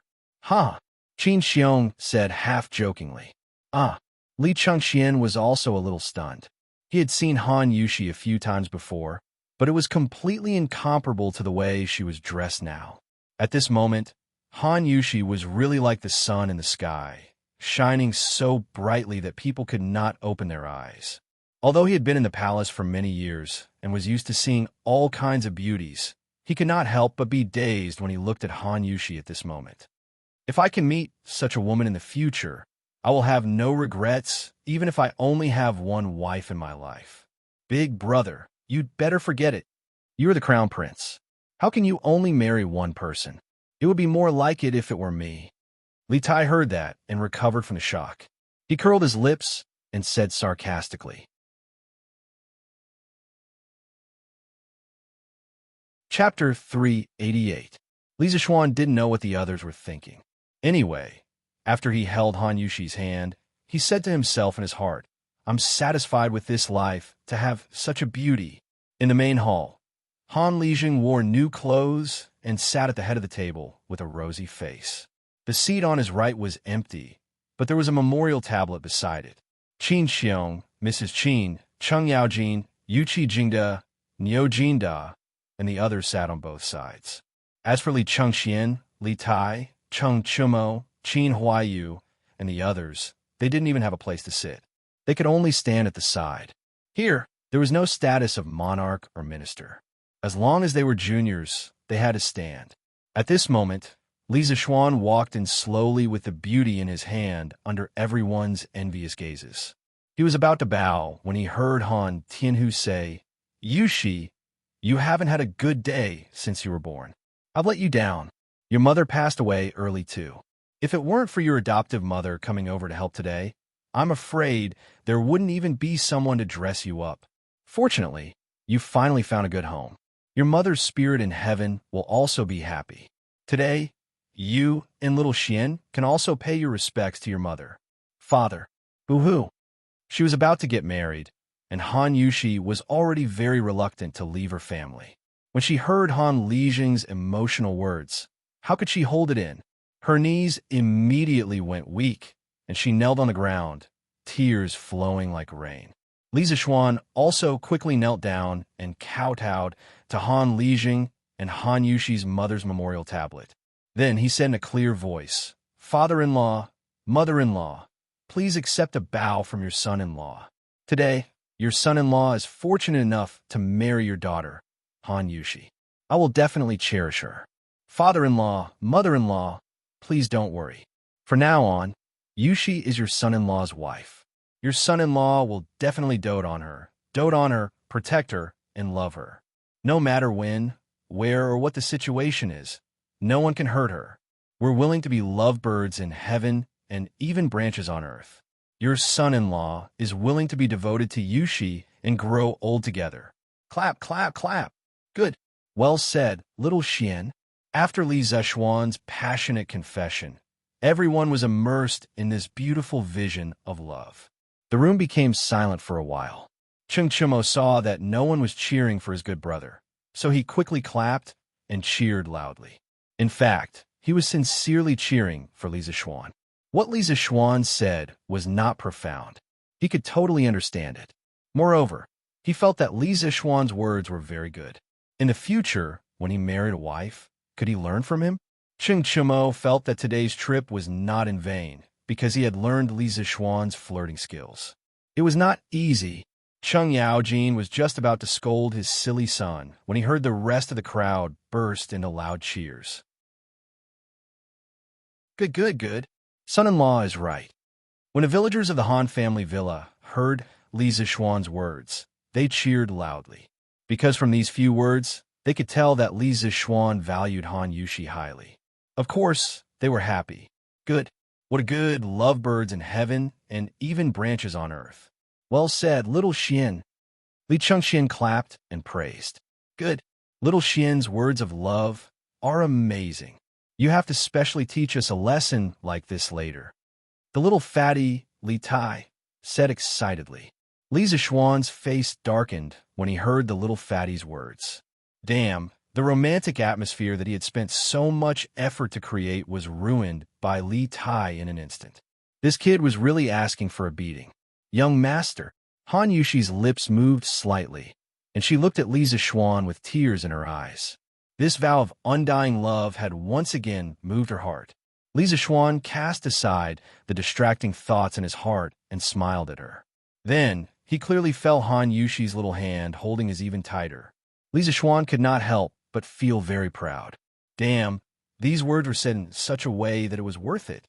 Han Lijeng, who was sitting at the head of the table, showed a gratified smile at this moment. He got up and personally helped Li Zixuan and his daughter up. He said, "Son-in-law, please get up quickly. I believe that you will treat my daughter well." Then, he looked at Han Yushi and solemnly said, "Daughter, from now on, you are a member of the Li family. Remember to be filial to your in-laws and thrifty in managing the family. You must love each other, respect each other, love each other, and grow old together. You must be happy, and you must be harmonious and beautiful." Speaking of which, men in ancient times were really happy because when the bride was fetching the bride, the father-in-law would speak up for the son-in-law and warn the bride to be obedient and virtuous. There's a lot of specific content, and the things inside were detailed to a very deep level. If it were today, modern women could not even do 1/10 of it, but ancient women had to obey all of it. Han Lijeng, who had never liked to nag, had obviously done his homework this time. He pulled Han Yushi and talked for nearly half an hour, all of which was to tell his daughter to pay attention to this and that at her in-laws' house. In the end, he saw that it was almost time, so he finally said, "The auspicious time is here. Go quickly." "Father." Han Yushi did not move. Her eyes were full of tears. She could not bear to leave. Han Lijeng forced a smile and said, "Girl, go quickly. Don't miss the time. Yushi, let's go. If you miss home in the future, I can accompany you back at any time." Li Zixuan squeezed her little hand and said gently, "Okay." Han Yushi hesitated for a moment and nodded. However, she did not go out. Instead, she turned to look at Qin Xiong and Mrs. Qin. She bowed and said, "Yushi thanks adoptive father and adoptive mother for your care during this period of time. Yushi will not dare to forget this great kindness." To be honest, Qin Xiong and his wife played a very big role in this marriage, whether it was on the surface or in the dark. If it were not for the two of them, this marriage would definitely not be as smooth as it was now. Han Yushi's heart was like a mirror, so she had to bow this time. "Sigh, good daughter, get up quickly. That's nothing." Mrs. Qin felt as if she was marrying her daughter today, and her heart had been very uncomfortable. When she saw Han Yushi bow, her eyes turned red, and she quickly went forward to help her up. "Good child, go quickly. Don't miss the time because of us." Qin Xiong waved his hand and forced a smile. "Okay, father, adoptive mother, I'm leaving." Han Yushi looked at the three people in the room seriously, then handed her palm to Li Zixuan. Li Zixuan also bowed to Qin Xiong and his wife, then pulled Han Yushi out of the door. The people in the courtyard automatically opened up a path. At this time, Hong Ling took a red knee cover and carefully covered Han Yushi with it. Through the red silk, Li Zixuan led Han Yushi to the side of Don't Touch Me #1, which was hung with red silk. He said softly, "Wife, get in the car." "Okay." Han Yushi was slightly shy and nodded gently. Chapter 389. Chang'an City. At this time in Chang'an City, other than Yongla Lane, the other streets and corners were also very lively, but it was a different kind of liveliness. Newspaper delivery. Newspaper delivery. The freshly printed Tang daily to celebrate the wedding of Lee County's man. Everyone gets a free copy. You can even earn money after reading it. Puffed. What? Today's newspaper is free? Did I hear wrongly? A diner nearby stall almost choked to death when he heard this voice that was obviously different from the past. He dug his ears and said doubtfully, "Well, I'm also wondering if I've heard it wrong." The diner opposite him said, "Let's go and ask. Won't we know?" Yes, yes. The two of them were considered slow. Ever since the paperboy said that sentence, dozens of people had already surrounded them, fighting to be the first to ask, "Hey, doll, you just said that today's newspaper is free. Is that true?" "Yes." "Is it really free? Did you say it wrong? Or did we hear it wrong?" Seeing that they were all asking questions at once, the newsboy hurriedly shouted, "Brothers and sisters, uncles and aunties, you didn't hear wrongly. Today, Tang Daily is celebrating the wedding of Lee County's man. All the newspapers are free, but each person can only get one copy. In addition, not only is the newspaper free, but you can also earn extra money after reading it and participating in the activities on it." "Wow, it's actually true. Give me one copy. Give me one too. I came first. Give it to me first." As soon as the newsboy's voice fell, the surrounding people immediately went crazy and wanted to get a copy. Anyway, it was free. Even if they couldn't read, they could take it back and pretend to be educated people. Moreover, the newsboy just said that they could earn money after reading the newspaper and participating in the activities on it. Where else could they find such a thing that fell from the sky? "Give me 2 copies. I can buy the other one with money."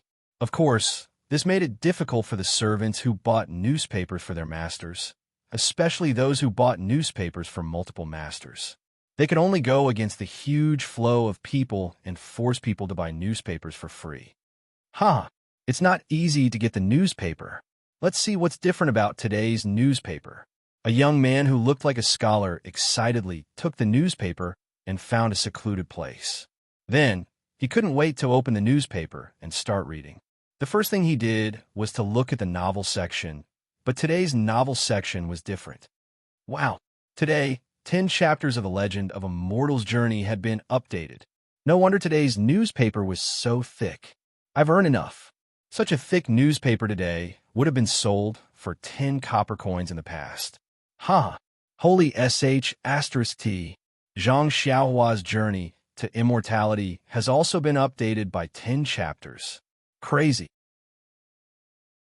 All the novels have been updated by 10 chapters. Oh my god, today is such a good day. First of all, he realized that the number of updates for today's novels was astonishing.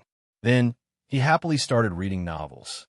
The first one he read was, of course, The Legend of a Mortal's Journey to Immortality. She saw the words written on it. Chapter 134. Ascension to Immortality Assembly, added to celebrate Lee County's man's wedding. Wow, men from Lee County are so charming. Even Leather Knight congratulated him on his wedding. After reading the title, the scholar couldn't help but sigh. Although he was poor, he was a true Mortals fan. In the eyes of a fan, they would always think the person I like is super awesome. Therefore, when he saw that the author of The Legend of a Mortal's Journey to Immortality had specially added an update for Lisa Schwan, the scholar naturally thought that the author he supported was giving face to Lisa Schwan, and not that the author was purposely licking Lisa Schwan's boots. The scholar glanced at the titles of the other 9 chapters. In the end, they all had the sentence, added to celebrate Lee County's man's wedding. He sighed in his heart for a while, then began to read the content. In just half an hour, he finished reading all 10 chapters of The Legend of a Mortal.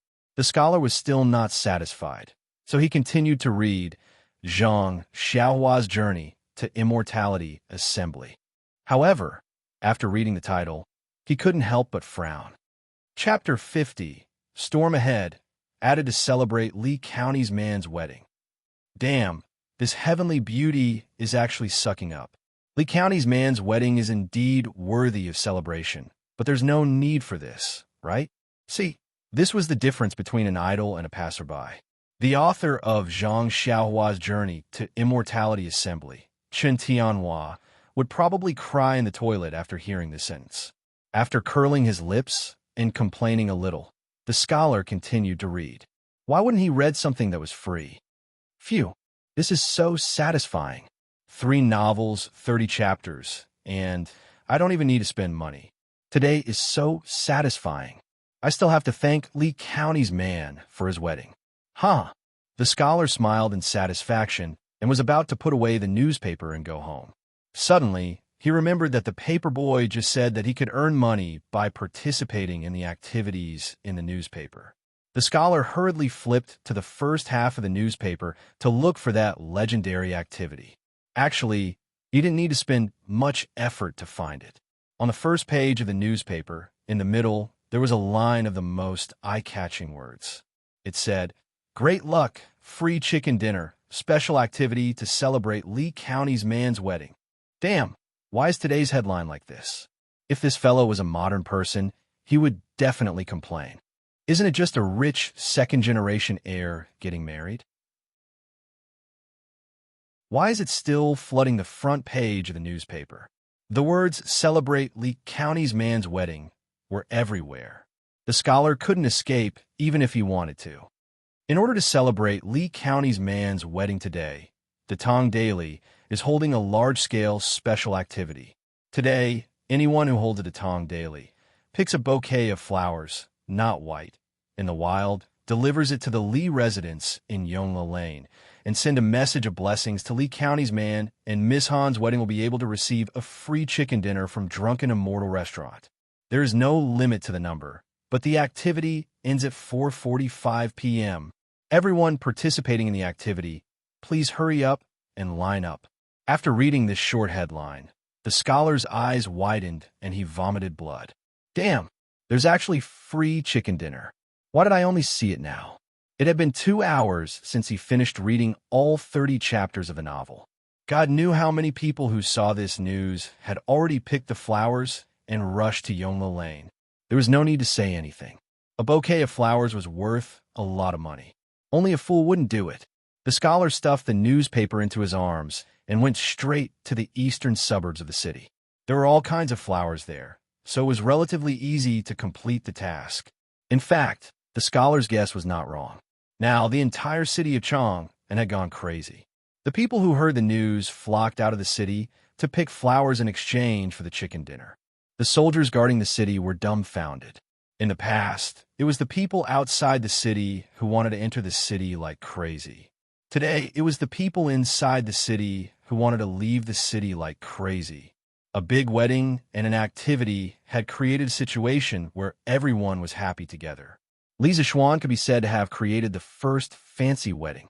No wonder Yu Shernan didn't agree to the newspaper doing this.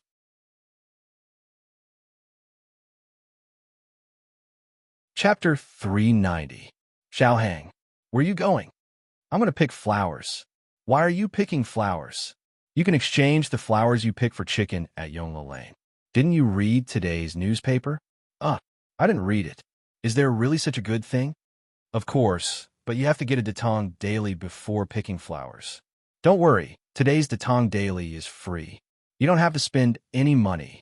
Oh, then I'll go now. Similar conversations took place in almost every corner of Chang and city.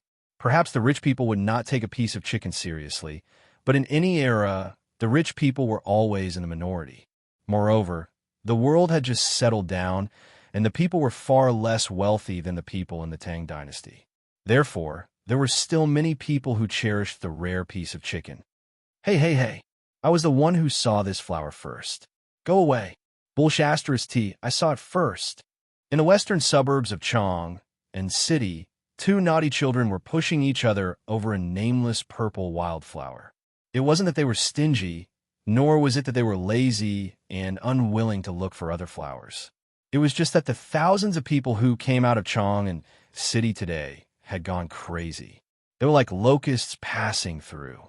Wherever they passed, flowers would not grow. In this season, there were many kinds of flowers in the fields and the suburbs. However, at a glance, one could only see a few small wildflowers. It was very difficult to gather a bouquet. I saw it first. I saw it first. I saw it first. Just as the two naughty children were about to fight, a middle-aged man carrying a basket came and shouted, "Cough, cough. Why are you two naughty children? Isn't it just a bouquet of flowers? I just picked two more in the mountains. I'll give you one. Stop fighting." The two naughty children heard him and stopped immediately. One of them reached out and took the bouquet from the middle-aged man. Then he thanked him. "Thank you, Uncle. Uncle, you're a good person." "Yes, yes. Thank you, Uncle." The other naughty child echoed. "Ha, that's right. Hurry up and eat the chicken you're eating." The middle-aged man scratched his head and laughed. "Here, manager, here you go. This is a flower I picked. Do you think it's okay?" Yongle Lane, the back door of the Lee residence.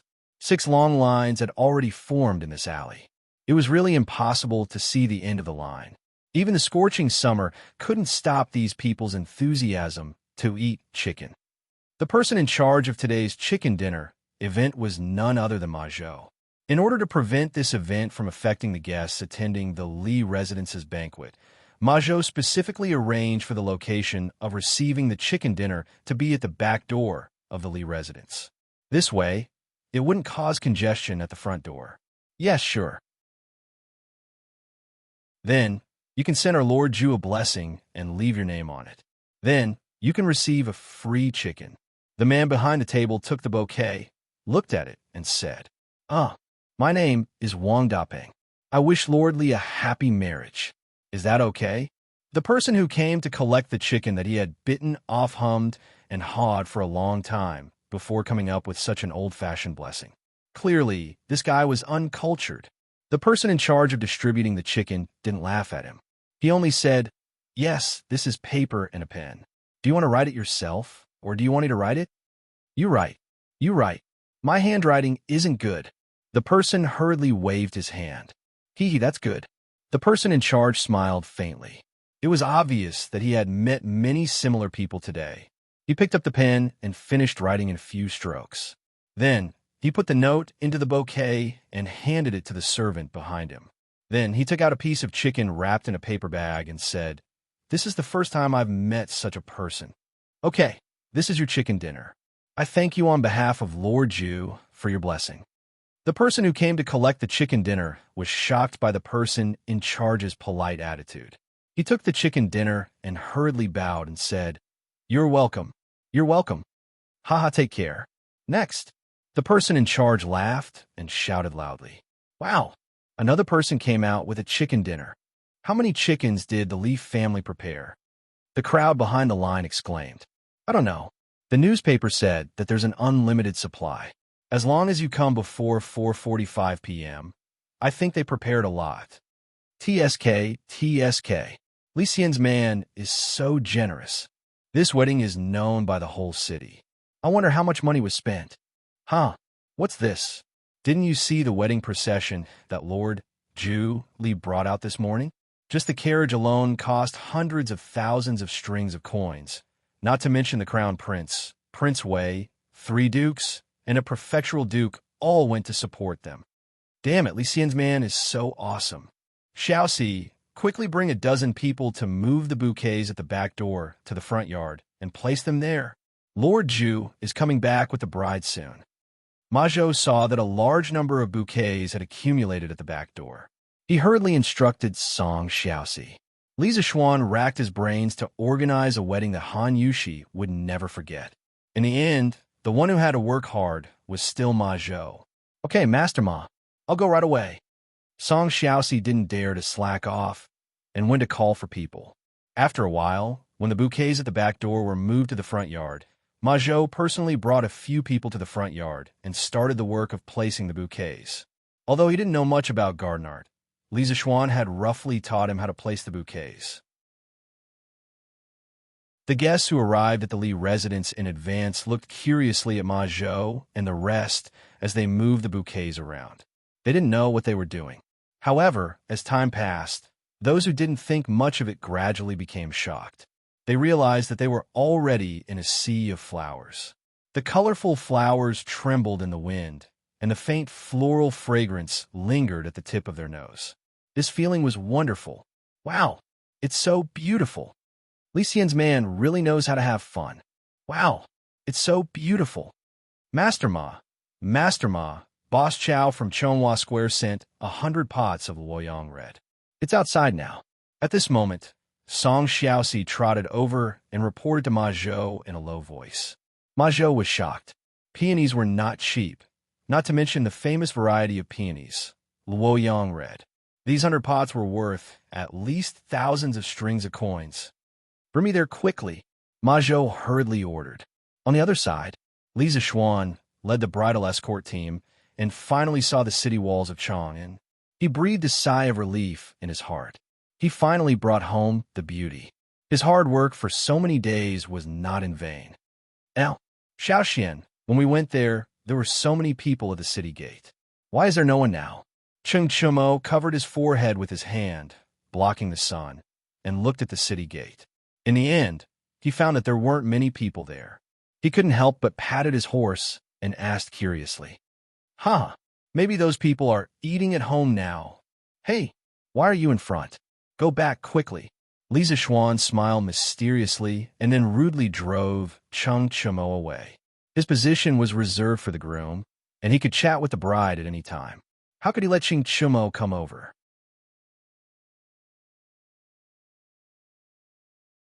Chapter 391. Wifey, are you hot? After chasing away Cheng Chumo, the powerful third wheel, Li Zishuan began to flirt happily. Anyway, there was still a distance between Chunming Gate and Yongla Lane. It was also excellent to find a beautiful wife to chat with. I'm not hot. Young master, you must be very hot outside, right? Han Yushi's gentle voice came from the window. When Li Zishuan heard it, he felt as cool as if he had eaten a popsicle. The only fly in the ointment was that Han Yushi was still unwilling to call him husband. She said that she wanted to wait until after the formal wedding ceremony. Hey, what a stubborn and shy girl. But I like it. Not hot, not hot. Wifey, you don't have to worry about me. Li Zishuan laughed heartily and said indifferently, All right, wifey, if you're thirsty, there's water in the carriage. If you're tired, lie on the sofa and rest for a while. Anyway, no one will see. Don't worry about those details. When Han Yushi heard that, although she was touched, she was also very speechless. How could a groom be like this? However, this carriage was indeed comfortable. It was spacious, not bumpy and cool. She was worried that she would faint from sitting so far in the carriage on such a hot day with a veil over her head. She didn't expect it to be so easy when it came to it. Young master, Yushi is not thirsty or tired. You don't have to worry. About 1:30 in the afternoon, Li Zishuan led the bridal escort team and finally triumphantly returned. Cough, cough, finally to the door of the house. Back, back, the bride is back. Suddenly, dozens of people ran out from the courtyard. At the front was Li Jingma and Mrs. Li. Behind them were Ma Zhou and some guests who were watching the fun. Xian'er, you're finally back. Where's my daughter-in-law? Mrs. Li said excitedly. Li Zishuan was a little speechless. She was concerned about her daughter-in-law the moment she came. In the carriage, Li Jingma interrupted. All right, now is not the time for idle chatter. Go in and get ready. The wedding ceremony will begin soon. Don't miss the auspicious hour. Li Zishuan nodded and helped Han Yushi out of the carriage. They stepped on the red carpet and walked towards the door. Li Jingma greeted Li Chengxian, Li Tai, Qin Xiong, Cheng Yaojin, and a few other distinguished guests. It was worth mentioning that Li Chengxian and Li Tai, the two fellow sufferers, did not return with them when the bridal escort team returned from the Han family village. This was because they had come out with a mission today. First, they rode light horses to Plum Village. After completing the field inspection, they quickly caught up with Li Zishuan's large group. The two brothers had really put in a lot of effort to help Li Er complete his task. Wife, there's going to be a surprise later. You better be mentally prepared. Although Han Yushi was unwilling to call Li Zishuan husband along the way, this fellow was thick-skinned. He kept calling her wife and couldn't stop at all.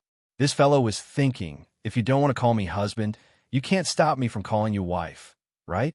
It was as if although you don't like me, you can't stop me from liking you. Surprise? What other surprises are there? Han Yushi thought to herself, today's grand bridal escort ceremony was already very surprising. How could there be another surprise? You'll know soon. Li Zixuan laughed softly. As soon as she stepped into the Li residence, Han Yushi understood what Li Zixuan meant by surprise. The knee covering on her head was only a thin layer of silk. Although it could block part of her vision, she could still vaguely see the things outside through it. Han Yushi felt that she would never forget the magnificent scene in front of her for the rest of her life. In the center of the courtyard, there was a step-shaped bonsai that was piled up with peony flowers that were taller than a person. The fiery red color was like the blazing fire of the morning sun, burning her heart. There were many other types of flower bouquets around the courtyard. There were orchids, lotus flowers, hibiscus, and so on. However, there were even more unknown wildflowers. The entire courtyard was like a sea of flowers. It was colorful and very beautiful. Wow, why are there so many flowers in this front courtyard? Chung Chumo, who was behind him, said in shock after entering the door. Don't tell me little Xian bought this specially for the wedding decoration? Li Tai said with his eyes wide open. It should be like that. Little Xian's thinking is getting more and more strange. Li Chengxian glanced at the flowers in the courtyard and nodded in admiration. The most excited and shocked was Han Yushi. Her shoulders were trembling, and her eyes were a little red. She whispered in disbelief, "Young master, these flowers, they're all prepared for you. These flowers in the courtyard were just picked by the people of Chang in city today. Every bouquet of flowers has a blessing left by them. Our marriage today is blessed by the people of Chang in city. The gods and Buddhas in the heavens are worshipped by the people and enjoy the incense of thousands of families. I, Li Zixuan, will also be blessed by thousands of people and enjoy endless flowers when I marry my wife today." Li Zixuan smiled. He didn't wait for Han Yushi to ask and said loudly. In fact, when he saw the peonies in the center of the courtyard, he was also shocked because he had not asked anyone to buy peonies before. However, now was not the time to be puzzled. He could only bury his doubts in the bottom of his heart. After understanding the origin of these flowers, Han Yushi opened her mouth in shock. No one in the great Tang knew such a romantic way of expressing love, right? At this moment, Han Yushi's heart melted. She no longer had any resistance to Li Zixuan. Husband, for Yushi to be able to marry you, she must have done a lifetime of good deeds in her previous life to cultivate her good fortune. Yushi is so lucky, so happy. Thank you for giving me such an unforgettable wedding. It was the first time he heard Han Yushi say such touching words of love. Li Zixuan could not help but stop and look at her deeply. Then he said softly, "You and I are husband and wife. From today onwards, we are one. There's no need to say thank you. Being able to give you happiness is my greatest happiness." Husband. Han Yushi was touched. She had thousands of words in her heart, but when they reached her mouth, they only turned into this affectionate call. If it were not for the wrong occasion, she would have already thrown herself into Li Zixuan's arms. No woman could resist such a romantic scene and such touching words of love. Cough, cough. I say, Xiaoxian, if the two of you want to say such loving words, you have plenty of time to do so in the future. Why don't you prepare for the wedding now? Chung Chumo's words came from behind. Han Yushi quickly turned to look elsewhere to hide her shyness. Li Zixuan glared fiercely and said softly, "Chonyo, I will ask you for advice on martial arts every day in the future." Don't. I didn't say anything just now." Chung Chumo's legs went soft, and he almost knelt down. At the same time, he secretly hated his cheap mouth. Seeing this, Han Yushi could not help but purse her lips and chuckle. Li Zixuan ignored this clown. He held Han Yushi's hand and walked toward the main hall.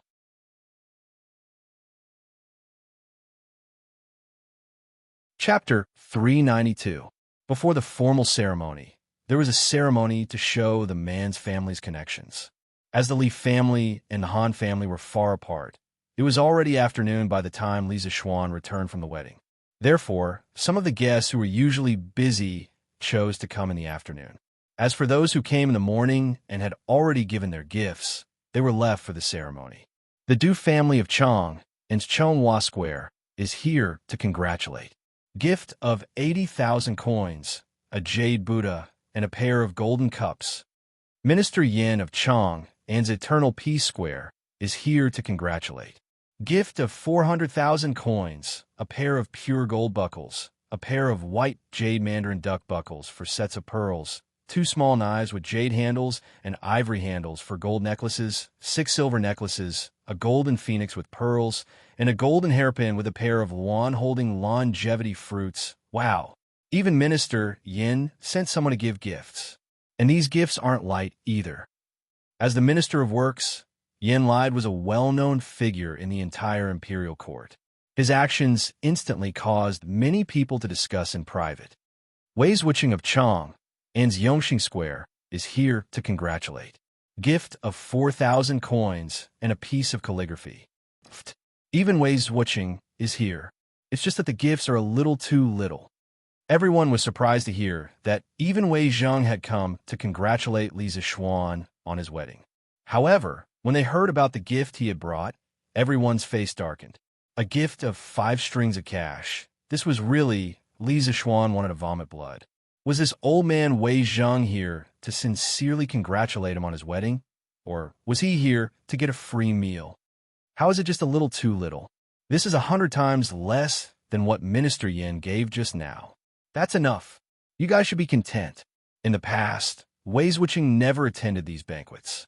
Ordinary people couldn't even invite him with money. Last time, when the eldest son of Elder Shao married the princess of Xiang City, Wei Zwicheng only gave a gift of 5 strings of coins. At that time, Elder Shao was so angry that his nose was crooked. In that case, the Li family's reputation is really big. That's how it works. The people of Chang were always the most well-informed. After a while, Wei Zheng's background was immediately exposed, but he did not feel ashamed at all. He was still tasting his wine, as if he did not hear the discussion outside. Anyway, everyone in Chang knows that I'm an honest and clean official. I've already given you a lot of face by giving you 5 strings of cash as a congratulatory gift. Besides, my calligraphy must be worth a lot of money, right? Little Xian, you didn't lose out at all. Since this old man has paid such a big price to attend the wedding, I have to eat more later to recoup my losses. That was what Wei Zheng thought to himself. Duke Wei of Jining Square has come to offer his congratulations. He's gifted 800,000 taels of silver, a pair of white jade and mandarin duck buttons, for pairs of beaded silk, beeswax, and turquoise robes, 2 small knives with jade handles and ivory handles for gold necklaces, 6 silver necklaces. San Bao, who was singing at the door, also felt a little awkward. She quickly read out the gift list for the next family. Whoa, Duke Wei is really extravagant. He just added so much dowry to the Han family yesterday, and he's sending so many congratulatory gifts today. Yeah, this congratulatory gift is more than 200 times more than what Wei Zwicheng gave. Li Jing had indeed spent a lot of money this time. He had basically spent a third of the gold, silver, and goods that he had accumulated from his military exploits over the years because of Li Zishuan's wedding this time. Wei Zheng, who was sitting at the side and tasting his wine, heard some people's discussion and his old face instantly darkened. Why the F*CK are they comparing me again? Li Jing usually gets a lot of money after winning a battle. Last time, I was just an advisor. Where could I get money from? How can they be compared? Thinking of this, Wei Zheng could not help but look at Li Jing and San Bao with hidden bitterness. San Bao, who was singing at the door, had no idea that Wei Zheng had been whipped again. He continued to read. Bu Zhengfang's house of the Duke of Yi has come to congratulate him. They have sent 1 million gold coins, a pair of pure gold buttons, a pair of white jade mandarin duck buttons, for pairs of beaded silk, beeswax, and turquoise robes, 2 small knives with jade handles and ivory handles for gold necklaces, 6 silver necklaces.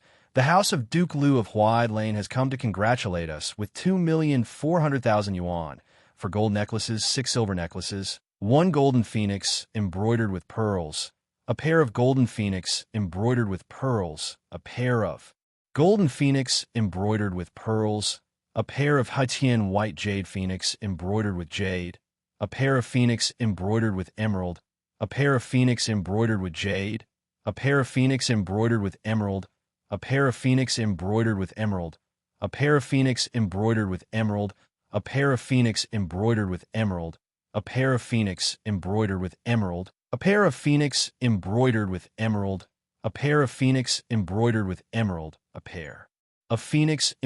with emerald, a pair of phoenix embroidered with emerald, a pair of phoenix embroidered with emerald, a pair of phoenix embroidered with emerald, a pair of phoenix embroidered with emerald, a pair of phoenix embroidered with emerald, a pair of phoenix embroidered with emerald, a pair of phoenix embroidered with emerald, a pair of phoenix embroidered with emerald, a pair of phoenix embroidered with emerald, a pair of phoenix embroidered with emerald, a pair of phoenix embroidered with emerald, a pair of phoenix embroidered with emerald. The congratulatory gifts sent by Cheng Yaojin were even more explosive.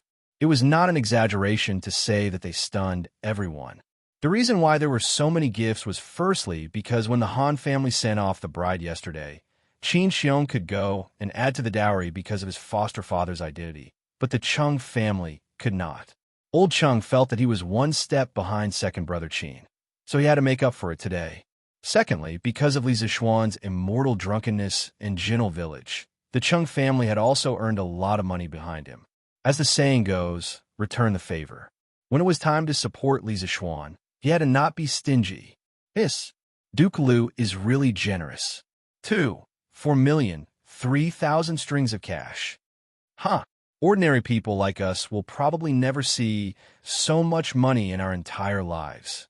For the banquet held by the Li residence today, the main guests were sitting in the front courtyard. However, outside the courtyard, there were also 50 tables set up in the open space in front of the Li residence. Ordinary people could come and eat as long as they gave some gifts. Hearing that the gifts were getting more and more generous, the people outside were really shocked and dumbfounded. When they thought of the eggs, fish, and other things that they had given, some people who were thin-skinned flashed a trace of embarrassment on their faces. However, these people were thinking too much.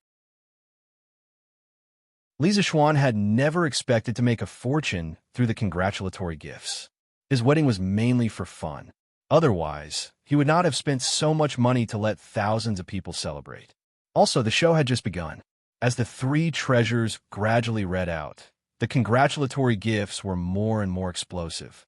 Not only the gifts were explosive, but the identity of the gift giver was even more explosive. 44 supervisors of the Imperial College of Mathematics came together to congratulate us. They gave us 2 million yuan and a book of Teacher Xie's sayings. This special congratulatory gift made everyone look at him in a different light. A teacher was greater than the sky. A successful teacher was very respected in ancient times. The Prince of Hejian's residence came to congratulate us. They gave us 3 million yuan, 4 pairs of top-grade luminous pearls, a golden phoenix with pearls in it, a pair of golden phoenix hairpins with longevity fruits in it, a pair of golden phoenix hairpins with pearls in it, a pair of Hejian's white jade hairpins inlaid with jade, a pair of phoenix hairpins with jade in it, and a pair of phoenix hairpins with jade in it. Before Li Shaogong went out to sea, he had promised that when Li Zixuan got married, the prince's residence would give him a big gift. Now, it had come as promised. The Prince of Jiangxia, Li Daozong, came to congratulate us. He gave us 2 million yuan, 2 pieces of elephant tusks, 2 pieces of deer bone, 2 pieces of ox horn. The crown prince came to congratulate us. He gave us 4 million yuan, 2 pieces of jade, 2 pieces of elephant tusks, 2 pieces of deer bone, 2 pieces of ox horn. The Changsun estate of Chong'er Market came to congratulate us. He gave us 1 million yuan, 2 pieces of deer bone, 2 pieces of ox horn, 1 piece of golden phoenix with pearls in it, and a pair of phoenix hairpins with longevity fruits in it, The Prince of Wei came to congratulate us. He gave us 4 million yuan, a pair of golden phoenix hairpins with pearls in it, a pair of phoenix hairpins inlaid with jade in it, a pair of phoenix hairpins with jade in it, and a pair of phoenix hairpins with jade in it. Princess Changle has come to offer her congratulations.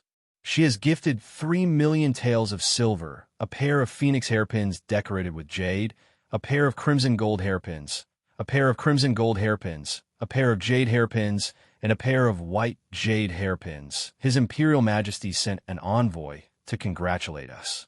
He gave us 10 taels of gold, 10 pieces of brocade silk, 10 pieces of silk, and a pair of jade. The crown prince, the princes, and the princesses all came to congratulate us.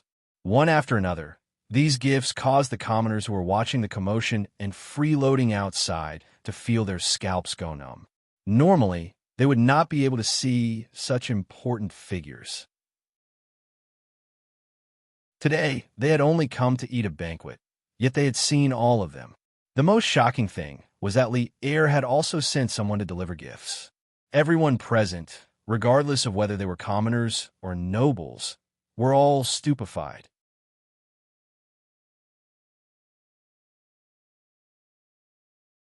Chapter 393. The auspicious hour has arrived.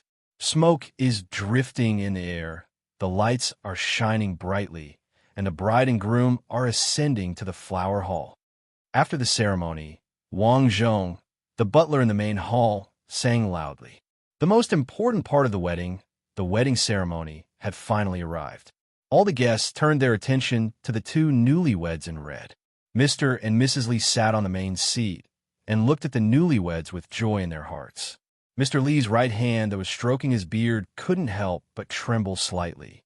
It could be seen that his heart wasn't calm at the moment. In the main hall, of course, there were many people of noble status who were closely related to the Li family. They sat on the side and watched the ceremony, such as Li Chengxian, Li Tai, Li Daozong, Princess Ajin, Qin Xiong, Cheng Yaojin, and so on. Let's welcome the newlyweds. The first bow to heaven and earth. After getting a nod from Mr. and Mrs. Li, Wang Zhong sang at the top of his voice solemnly. As early as the northern and southern dynasties, it was a fixed ceremony for couples to bow to each other. In the northern areas before the Tang Dynasty, couples bowed to each other as a ceremony, and it was held in special houses decorated with green curtains. After the Tang Dynasty was founded, the term bow to heaven and earth officially appeared. The three bows in the ceremony were inseparable from the ancient idea of the unity of man and nature in China. During the spring and autumn period, Laozi summarized the things in the world into 3 categories: heaven, earth, and man. He thought that although man was the master of all things, heaven and earth were the carrier of production and life. Therefore, when getting married, they should first bow to heaven and earth to express their gratitude to heaven and earth. At the same time, they prayed that heaven and earth could ensure that the newlyweds' children would be safe and healthy. In addition to heaven and earth, parents were also important factors in one's life. Therefore, the ceremony was also an important part of the ceremony. Li Zishuan felt excited and refreshed, as this was the first time he got married. He held Han Yushi's hand and solemnly bowed to the outside of the house. He came to the Tang Dynasty for no reason. Maybe it was heaven's fault that he came to the Tang Dynasty.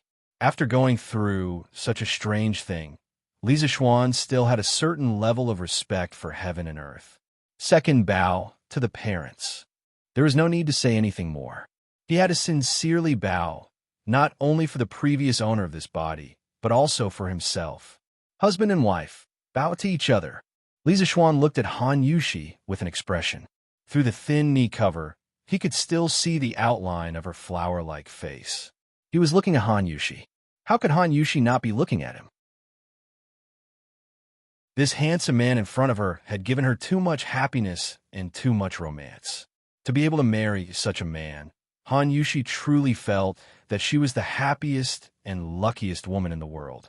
After looking at each other for a moment, the two of them seemed to have some kind of tacit understanding and bowed to each other. The ceremony is complete.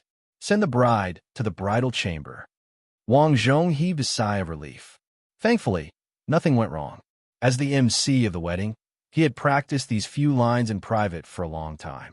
He was so nervous just now, but fortunately, he managed to hold on. Li Zishuan pursed his lips and looked at Xiao He and Xiao Shi holding his wife as they walked out of the hall to the new room in the west courtyard. Today is my son's wedding. Thank you for coming. We will start the banquet now. Everyone, please eat and drink well. Li Jingma stood up with a smile and cupped his hands to the guests in the room. As mentioned earlier, the Li family was quite far from the Han family. Li Zishuan definitely wouldn't be able to make it back before noon with such a huge entourage. Therefore, the formal banquet was arranged in the afternoon. As for the guests who arrived in the morning, naturally, they wouldn't be starved. At noon, fruits and snacks were provided. Old Master Li is too polite. We will definitely eat and drink well. Your family's delicacies are famous in Chang and city.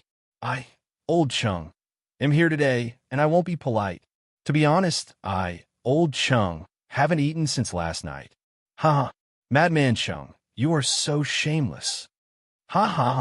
Wherever the father and son of the Cheng family were, there would be joy. These two clowns, old and young, could liven up the atmosphere wherever they were. There were 2 banquet tables set up in the hall of the Li residence to entertain the distinguished guests. However, how could Old Cheng, who came from the wind and went in the rain, be willing to drink in the house? Under his organization, a group of generals found a table in the courtyard and sat down, starting a drinking contest. The sound of finger-guessing, laughter, and scolding resounded throughout the venue.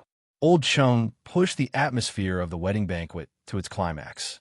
When the others saw that the dukes and princes didn't care about their image and ate and drank to their heart's content, they had nothing to worry about.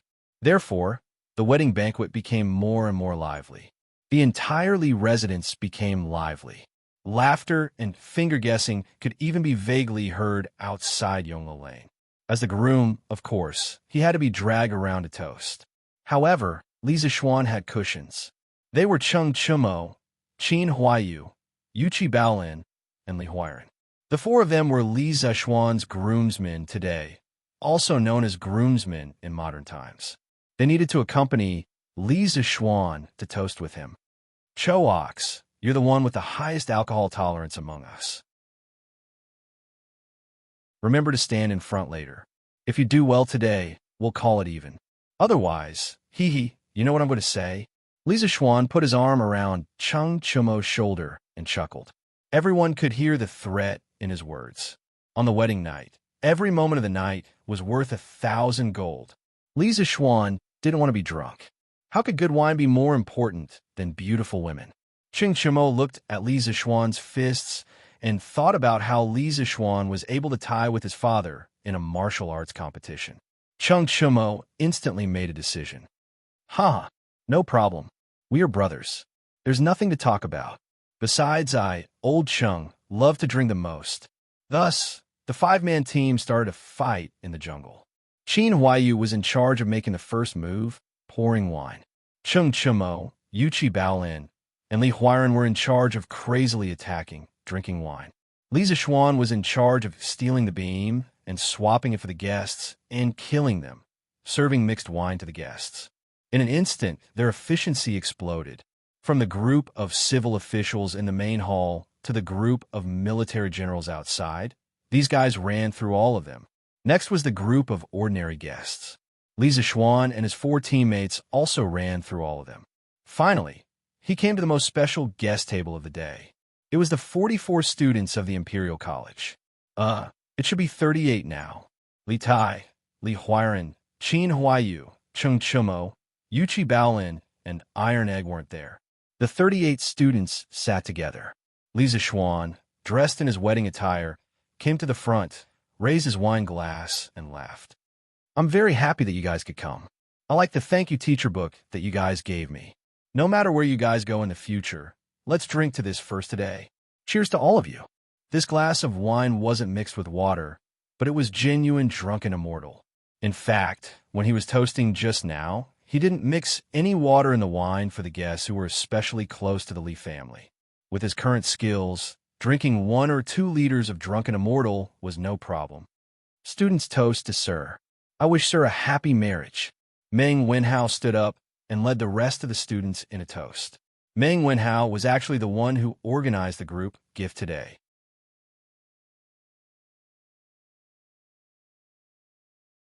Chapter 394. They bowed to heaven and earth at dusk and drank until the lights were lit. When the banquet ended, it was almost midnight. Many people were drunk. Li Zixuan pretended to be dead drunk and lay on the table in the corner of the courtyard, refusing to move no matter what. The groomsmen couldn't pull him away, so they could only leave this knucklehead guy and go drink alone elsewhere. Li Zixuan laid on the table and saw that no one was paying attention to him. Then, he took advantage of the dim lighting and used the orchid butterfly steps to enter the west courtyard. His speed was so fast that no one could match him. "Ah, young master, have you finished drinking?" At the door of the bedroom, Xiaoxi saw a black shadow sneaking towards them. She was so scared that she wanted to shout to catch the thief. However, the black shadow was already in front of her in a blink of an eye. Xiaoxi took a closer look and recognized that it was Li Zixuan. She patted her chest, let out a sigh of relief, and asked, Yes, I've finished drinking. The banquet has ended. How is it? Is Yushi asleep?" Li Zixuan looked into the room and answered absent-mindedly. He did not notice how alluring Xiaoxi was when she patted her chest. Otherwise, he would definitely look around. "Not yet. Young mistress has been waiting for you. Young master, I'll make you a bowl of hangover soup." Xiaoxi said considerately. No need. I'm not drunk. Ask the kitchen to bring me some bath water." Li Zixuan sniffed and realized that his body was full of the smell of alcohol and sweat. He could not help but frown. Regardless of whether other grooms would take a bath before the wedding, he had to take a bath.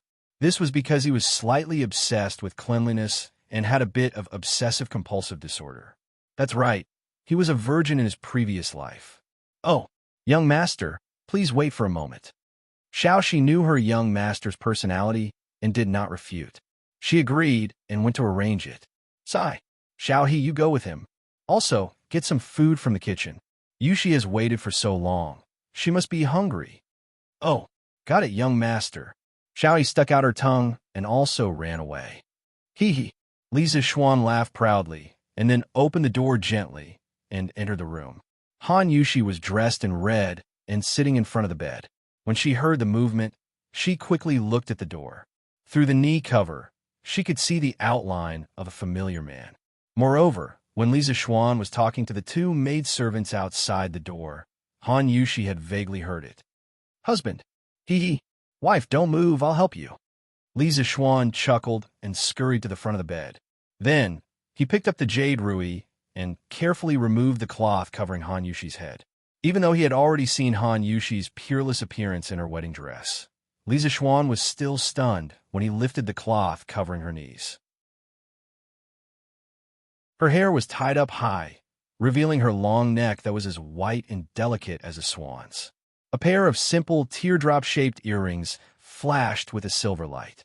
Her eyelashes opened outwards like a young girl in Jiangnan's rain town, slowly opening up an umbrella, arching in a moving arc. Her face was lightly powdered, maintaining her natural beauty, but adding a touch of charm. The red button-down shirt, coupled with the high-waisted skirt, outlined two perfect arcs of Han Yushi's figure, especially the full, soft breasts above. From Li Zixuan's vantage point, he could even clearly see a white ravine. Beautiful. She was simply too beautiful. Li Zixuan was once again mesmerized by Han Yushi. "Husband, haven't you seen enough after so long?" Han Yushi blushed and pouted coquettishly. "Not enough. Not even for a lifetime." "Ouch," Li Zixuan said infatuatedly. Suddenly, he felt something warm in his nose. Something flowed out. He reached out and wiped it, only to find that he had a nosebleed. He couldn't help but feel embarrassed. In his previous life, he also had a nosebleed when he kissed his girlfriend for the first time. After that, his girlfriend often teased him about it. He didn't expect that he still couldn't change this bad habit after transmigrating to the Tang Dynasty. "Ouch! Husband, you're bleeding. I'll get someone to call the doctor. When Han Yushi saw that Li Zexuan's face was covered in blood, she thought that Li Zexuan was injured. Her eyes immediately turned red. Cough, cough. I'm fine, I'm fine. I'm just too excited after seeing my wife's beautiful face. Li Zexuan took some tissue paper and comforted her gently while wiping his nosebleed. Oh my, aren't these ancient girls too naive? Are you really okay? Han Yushi blinked her beautiful eyes and asked suspiciously. I'm really fine, just a nosebleed. Cough, cough. The weather is hot recently, and it's easy to get heaty. Li Zexuan said nonsense. Oh, Han Yushi nodded her head, seemingly believing him. Young master, the water is here. Young master, the food is here too. Just as Li Zexuan was brewing his emotions and preparing for the next wave of attacks, the voices of two maidservants came from outside the door. Huh, she's my wife anyway. Why should I be afraid of her running away? Bring it in. Li Zexuan stood up and shouted outside. Then, he looked at Han Yushi and said, Wife, you must be hungry after waiting for so long. Eat something first. I'm stinking of sweat and alcohol. I need to take a bath. Han Yushi wanted to say that she didn't mind, but she was afraid that it would be too embarrassing to say it, so she only whispered, Okay. Li Zexuan smiled and went out to take a bath. With his wife in mind, Li Zexuan took a bath quickly. In less than 15 minutes, he had finished scrubbing. He changed in his soft pajamas and went to the inner room. He found that Han Yushi had also finished eating and was wiping her mouth with a silk handkerchief. Hey! Wife, have you finished eating? Yes. Thank you, husband. Han Yushi was indeed very hungry after waiting for so long. Li Zexuan asked someone to prepare food for her as soon as he came in. This meticulous consideration touched Han Yushi from the bottom of her heart. Silly girl, what are you thanking me for? I told you earlier that from now on, we are husband and wife. I won't let you suffer any grievances, and you don't need to thank me. Do you understand? Li Zexuan looked into Han Yushi's eyes and said seriously. The two maidservants serving at the side saw that the couple was about to get into the main act. They looked at each other and went out quietly. They closed the doors and windows for Li Zexuan. Husband, you're so nice. Hee hee. What's this? Wife, you'll know that I can be even better in the future. Haha, it's time for us to drink wine. Here, wife, take it. Li Zexuan poured 2 small cups of wine and handed one to Han Yushi. Okay. Han Yushi smiled sweetly and took it.